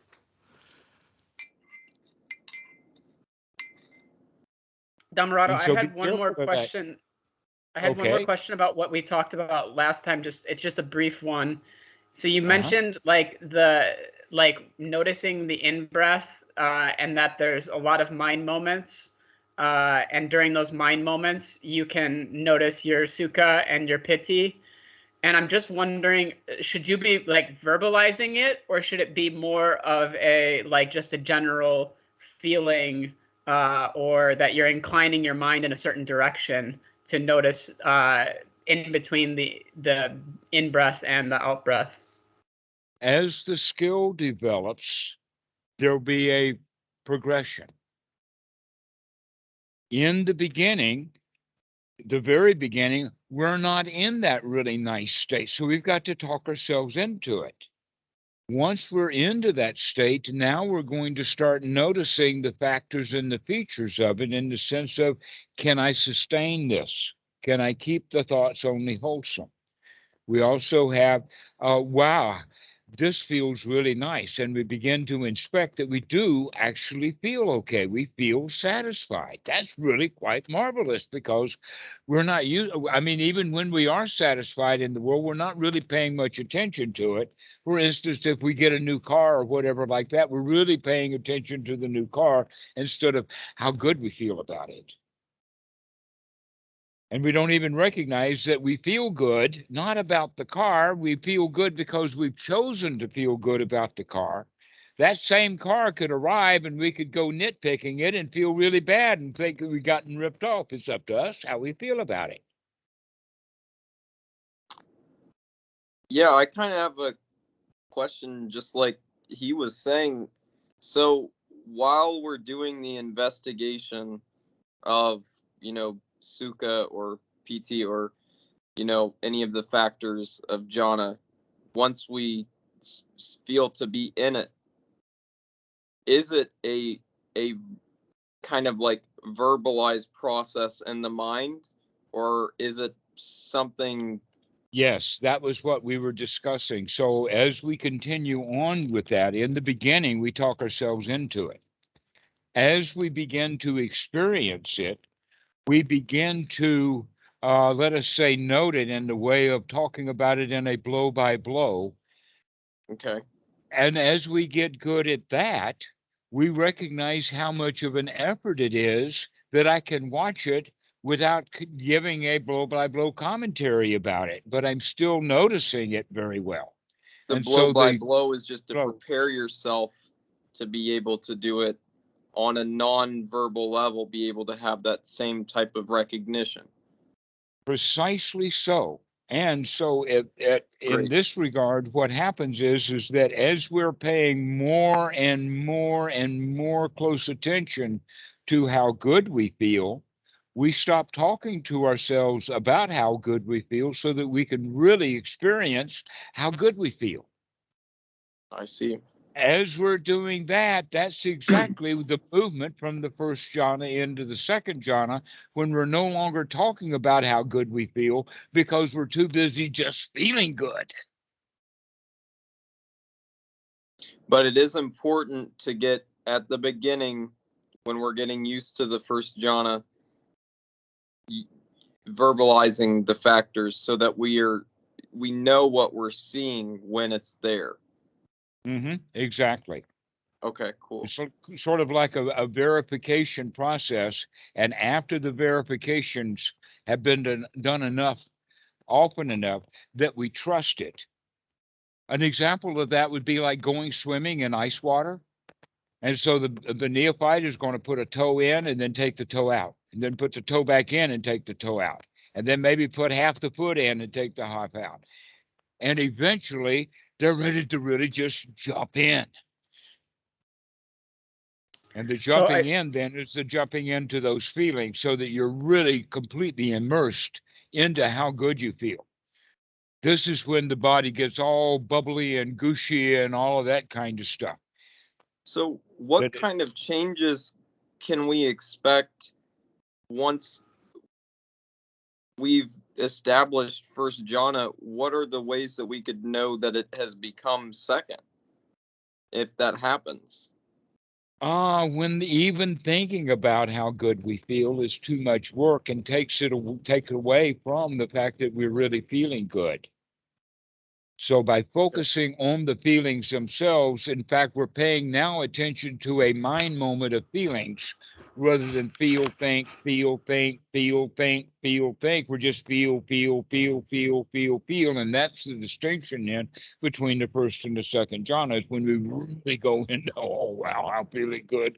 How there's, and we can't even talk about it. It feels so good. I see. It feels so good. So I had a question related to this because I was noticing in my meditation yesterday this sort of gap in thinking, like with those factors of piti and sukha there. And is it just to keep going with that and just like try and maintain that? Yes, that's the repetition over and over again, rather than it is more like an escalator than it is a staircase. All we have to do is just get on the escalator, and the escalator itself takes us up to where most of us are practicing in Western style that sees it as not only a staircase, but every step is like 6 or 8 or 10 feet. And it's a great big jump to get up to the next step. So when you recognize, no, it really is more like just an escalator, all you have to do is really just get aboard and enjoy the ride, that the mind will go into those deeper states as we're paying attention to the various factors. And so in the beginning, in first jhana, we're going to pay most attention to the applied and sustained thought to make sure that the thoughts are wholesome and wholesome and wholesome and wholesome and wholesome over and over again. And then we begin to put gaps in the thoughts. Now, in practice, a way of doing that is getting first, when we sit down, we can think about anything. If we then start corralling the mind so that it's only going to have wholesome thoughts, then we can corral it even further to have it only a particular kind of wholesome thought. If we get it down even further than that, we can get it down to, let us say, a poem or a sutra or a song. And then even more than that, down to a tiny little bit would be like a mantra. Okay, and so I'll use the example of Budo. You've heard that one. That's in Northeast Thailand. They use Budo. So Bu on the out breath, in breath, and then Do on the out breath. And as we breathe out in that Do and the out breath stops, we stop thinking and we stop saying the Budo. We don't say the next Bu until it's time to take the next breath. So how long can we keep the mind quiet has to do with how long we can maintain and sustain the thought of how good I feel holding my breath and what nice and how wonderful it's going to be. But we don't do this with words. We do this with thoughtless, just the anticipation of the next breath. And then when it comes in, that's when we come back with the next Bu, with the in breath. And so we're just down to just 1 or 2 words, and that as we breathe out, we put a gap between those words. And that's how we enter into the second jhana. And almost everyone who's ever experienced that, I always come back saying that as soon as we get the mind quiet like that, and we know that it's quiet, the first thing that happens is yeehaw, which takes us right out of the second jhana. Right. Yeah. So that's exactly what happened. Is I was like, oh, this is just what Dhammarato was talking about. I got it. Yeah. I did get the mind to be quiet. And then it was done. Yeah. And so the deep of the skill is to be able to get into it, recognize you're in it, and maintain it for a little while longer. And then take the breath. And eventually we get to the point, can you take the next breath without starting the mind back up again? And so this is a training for the second jhana, but in all cases, we're really intently focused on the piti and the sukha, not upon the applied and sustained thoughts. And so the second jhana is going to be, wow, how wonderful and how marvelous this feels, which means that we're primarily focused with the piti. But in the third jhana, we let the piti melt away into just complete relaxation of the sukha. This is just so pleasant. and there's no words to it. It's just, oh.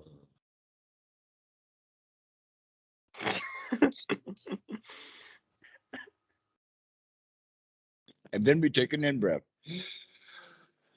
Okay.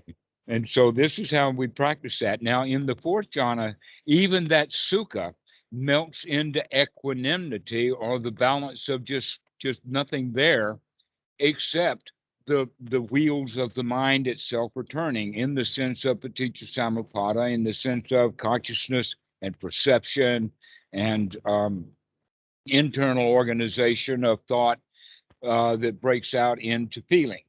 And we start watching how all of that stuff works. But we can do that even in the first jhana, that we don't have to keep only in the first jhana having thought or paying attention to the applied and sustained thought. We can also begin to work with the feelings themselves directly. We can begin to see how the mind forms thoughts. But we do that by getting the mind quiet enough without it actually, how to say it? It's really hard to pull a clock apart, to clean all the gears and get everything, the needle bearings, get them lubricated, get every gear polished and all of that, and then put the clock back together. It's really hard to do that while the clock is still ticking. We have to bring the clock to a stop. And the way that we do that is, first off, by having only wholesome thoughts, only wholesome thoughts. Then we begin to put the gaps into thoughts and start paying close attention to how good we feel. And then we let that mellow out into just relaxed how good we feel. But it's not got that wow sensation of the piti. It just melts into sukha. And then that melts into equanimity. And now the mind is really, really super sharp and focused. And then what do It's you not- do at that point? Enjoy. Just enjoy. Okay. The same Enjoy. as before. I mean, you not that just I'm enjoy. there. I'm just curious, But Yeah, can you Yeah. talk more about how we know Piti from sukha? Okay, piti and sukha are a continuum. That, let us say that we actually develop a base of sukha first. And as we get the sukha going, then we can bring it up and start to control it, to make it big and small and whatnot like that. That's why that happens in the second jhana, is that jumping for joy with, wow, this is so great. And then we pull ourselves back out of it because it has that quality of how marvelous it is. So Okay. Go the ahead. Piti is more like a little bit of an excited joy, whereas sukha is just deep satisfaction, kind of soaking Exactly. into everything. All right. So I've got two examples that I normally use. One is the example of the title game, the title match, the big football game, maybe the World Series of football. I don't know what they call it, the Rose Bowl or whatever like this. Okay. And the star of the show has just made a touchdown. The score is close, and he's just made a touchdown that changes the score. What does he do within the first few seconds after he makes the touchdown? Celebration dance. Celebrate Joy, and jumping, dance and excited. joy, jumping for joy. That's the piti. What happens 15 or 20 seconds after he makes the touchdown? He calms back down and gets back to work. I feel satisfied. Oh, or that, yeah. Yeah, so you can see that is that the running down the field and getting the motion going is the first jhana, making the touchdown and then dancing around is the second jhana, and then the full relaxation of, wow, we've done it, is the third jhana.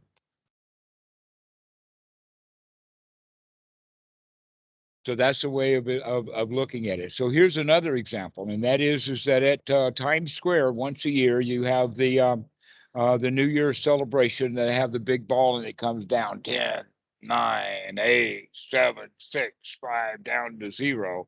And what happens at that moment of time? What does the crowd do? Yeah.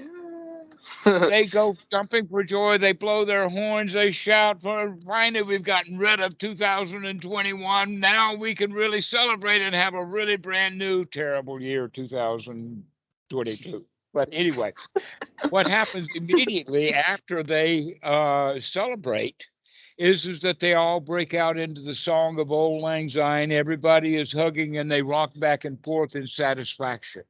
Oh, should old acquaintance be forgotten? So if you can understand that first initial yeehaw, followed by wow, that's the kind of feeling that we want. So in that regard, when we are in the first jhana, we will actually visit momentarily the second and the third jhanas. Yeah, I wondered about that because, I mean, it felt like one meditation mainly that I did, I wondered if it went to something beyond just the first, but I didn't really know how to tell the difference at that point because it was kind of new, to take it to that level. And I wasn't sure where I was. All I knew is it felt pretty damn good. But it was All like right, moments of like feeling extra good, and then it'd be like, okay, back a little bit more, and then back down. So all right, so we could say then that the first jhana is the base point or the foundation, and that we need to practice being able to get into that state often and to sustain it often and use that as a platform basically for jumping and reaching into the second jhana and coming back down. The question is, can you come into the second jhana and maintain it for a short time and then come back to first jhana without falling all the way out? Back to hindrances. And so that's why we want to make sure that we've gotten that first jhana very, very strongly established. That's the real skill, is being able to get into first jhana and maintain that, because that's the platform from which we're going to be able to go into the other jhanas successfully. Go ahead, Joe. So you mentioned that it had the factors of the second and the third. Does it also have the factor of equanimity from the fourth, and like the subtleness of breath? Because sometimes I notice in my meditation that my breath, it almost becomes so subtle that it's hard to even know if it's there. And I'm just wondering if that factor of equanimity, or this sense of like, I mean, is the equanimity present also in the first to some degree? Right. We could say that we use the breath then as the vehicle to get us from the first or into the first, and then from the first and the second and the third. But once we've gotten into the third jhana, now the breath is no longer as valuable as it is, because now our objects primarily are not the body, not the feelings, but actually how the mind itself is working. Right. Okay. And then, like, but it's not to be strived for, it's to be ready for when it happens. Right. And so sometimes it's I've been meditating. It's a natural outcome of practice. It's not a goal. If it's a goal, it'll be very hard to get. Yeah. You have to back into this thing. Yeah. And so sometimes I'm meditating and I lose, and it's also that I lose track of my body a little bit, and I like will stop meditating and I'll open my eyes and I'm like, holy crap, my foot is really painful right now, and I didn't really notice. You even noticed it before, Yeah, and I'm just wondering, is that like, I don't know, it's just what's happening for me right now. There is a technique that is actually a mudra, and that we haven't even talked about the mudras of how good the body can feel, that we can practice that by touching the hands and feeling the body and feeling the touch and the sensations. And also, this is the meditation poses, to where we take the thumbs and put them together, or this, where the index and the thumb are not quite touching, or maybe they touch occasionally, but there's a gap between there. Can you feel the gap? Can the thumb feel the index and the index feel the thumb, and which is which? Can you do that? before they actually touch? And also, can you relax the hand? Can the hand become very, very relaxed? Because normally people are doing this with a lot of tension. So we have to consciously make the hand relax. Okay. So there's another one, a mudra that's called touch the earth. And what that basically means, imagine that you're sitting there in a cross-legged posture with your right hand resting on the right knee, with the fingers touching, pointing down, with that long finger almost ready to touch the earth or touch the floor. So that when you're in the fourth jhana, instead of having to wake up or open your eyes to check out to see, are you really on the floor? You can actually just touch the floor with that finger to reassure yourself that you haven't actually flown out of the room. Okay. Because the body is just not there much anymore. That it's becoming kind of a shimmering blob, so to speak. And it can give the feeling of that you're like 60 feet in the air. That when you look down on things, you look down as if you were on a tall skyscraper, to where even the cars look like a tiny little thing way down there someplace. And so it's good to be able to remind ourselves in that kind of state that, hey, I'm not flying, that I'm actually sitting here on the ground, and all I need to do is to put that finger down to the floor to touch, to remind myself that I am actually still here. Without losing that state. So that's part of the training. Once we get into the establishment of the fourth jhana, we reckon that, yeah, it's nice, but I've got what I need out of it, because everything that you really need is available in the first jhana anyway. These things are like, imagine that you're going into a buffet because they've got one particular food that you really like and you stock up on it. But while you're there, you recognize, hey, wait a minute, this room is just full of all kinds of strange food. That would be the way that we would approach the higher jhanas, is just extra food on the plate.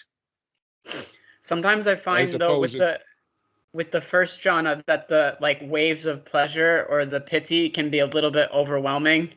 And a little bit like seductive, kind of like, wow, I just want to like only do this, and I don't know if you wanted to comment on that. And so people become attached to it in the sense of, a little bit, I can do this only when I'm sitting on the floor.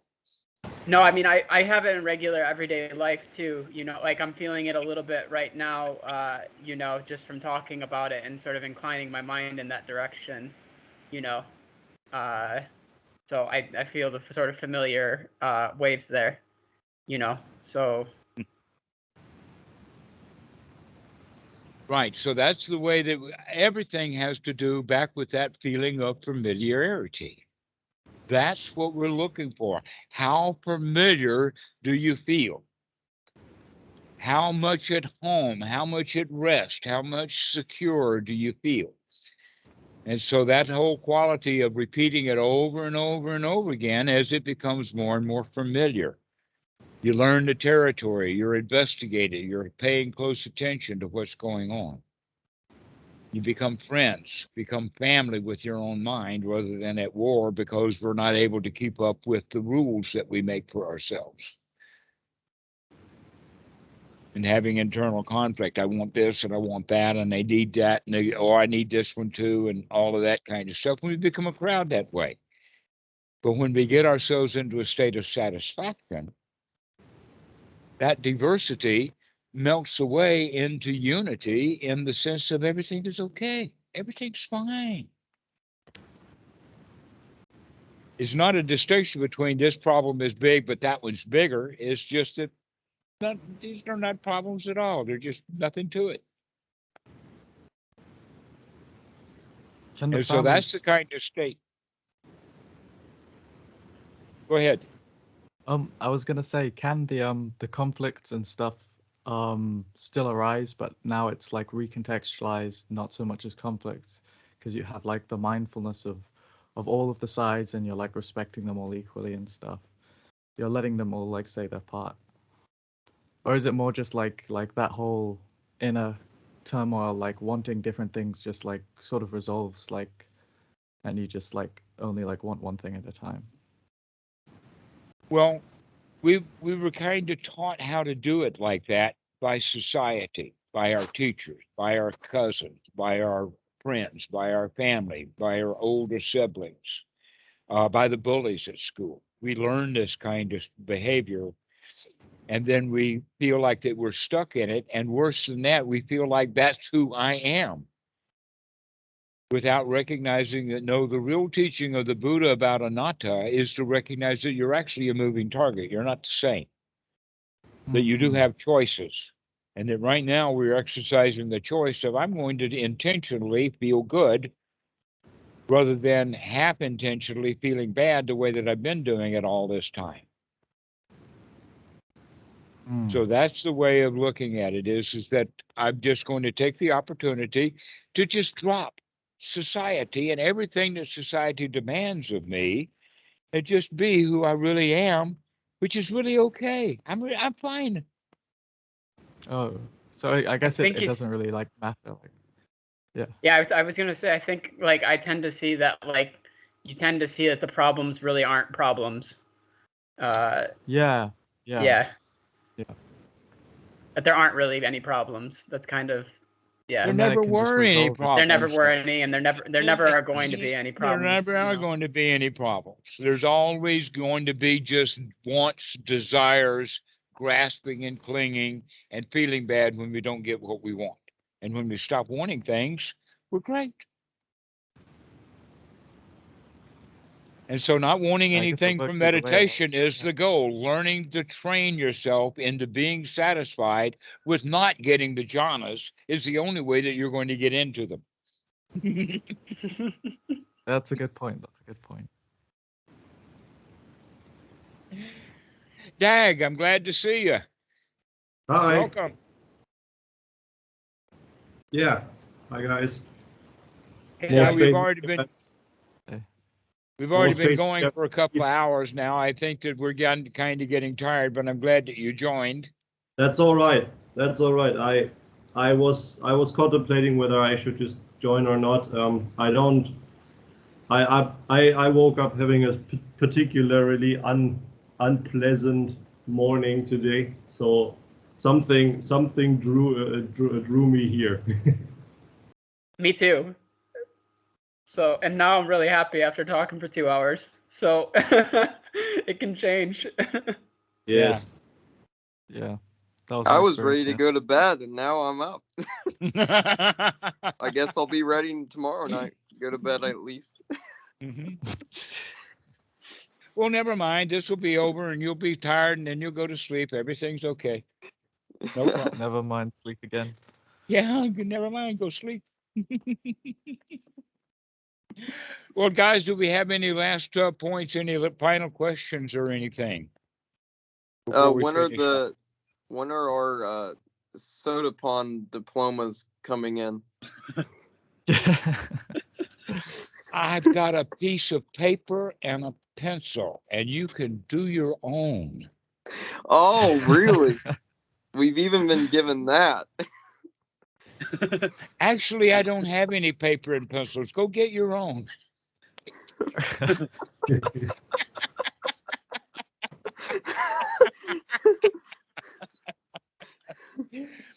Or better still, you don't need a piece of paper. If you have the Show real them a thing, you don't need the smile paper. instead. You don't need a piece. What was that, Robert? I said if you have the real thing, like why do you need the paper? Exactly. You know, Sounds suspicious. I just saw this recently. This one's done by Bhikkhu Ajahn Brahm,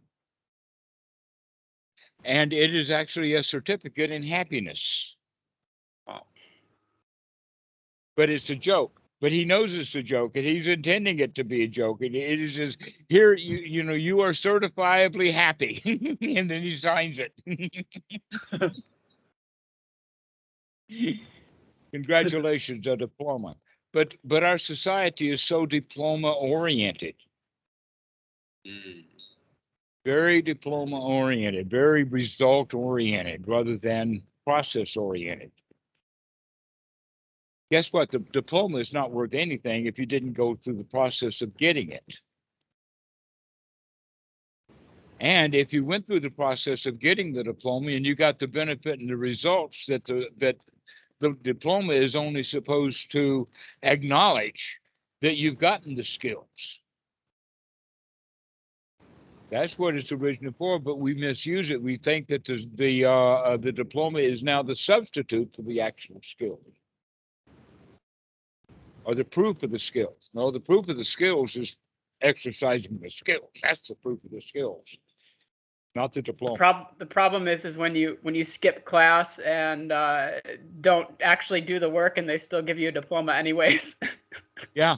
Well, that was my case. I took yeah, the that's easy how it way was out. for me. I realized in college, oh, you don't have to go to class. There's nobody telling you have to go to class, and so that stopped pretty quickly for me. You don't even have to make good grades. All you have to do is make good friends with the teacher. That's your only job.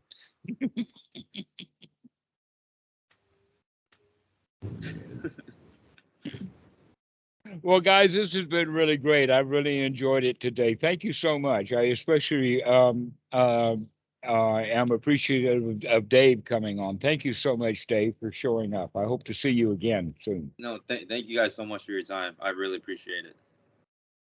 Yeah, it's really nice meeting you. I hope to see you again. Dag, what can we do for you? Why don't you give me a call maybe tomorrow or something and we can talk? Yeah, I'll see about it. We can see. I'm not sure what my schedule is tomorrow, but yeah. Or whenever you like. I'm available for you. Yeah. All right. Thanks. Okay, guys. Thank you so We'll much. see ya. Thank you again. Take care. See you. Great day, guys. Excellent. See everybody. A lot of good Bye. friends today. See you guys. Take care. Bye-bye. Bye. Okay, bye-bye.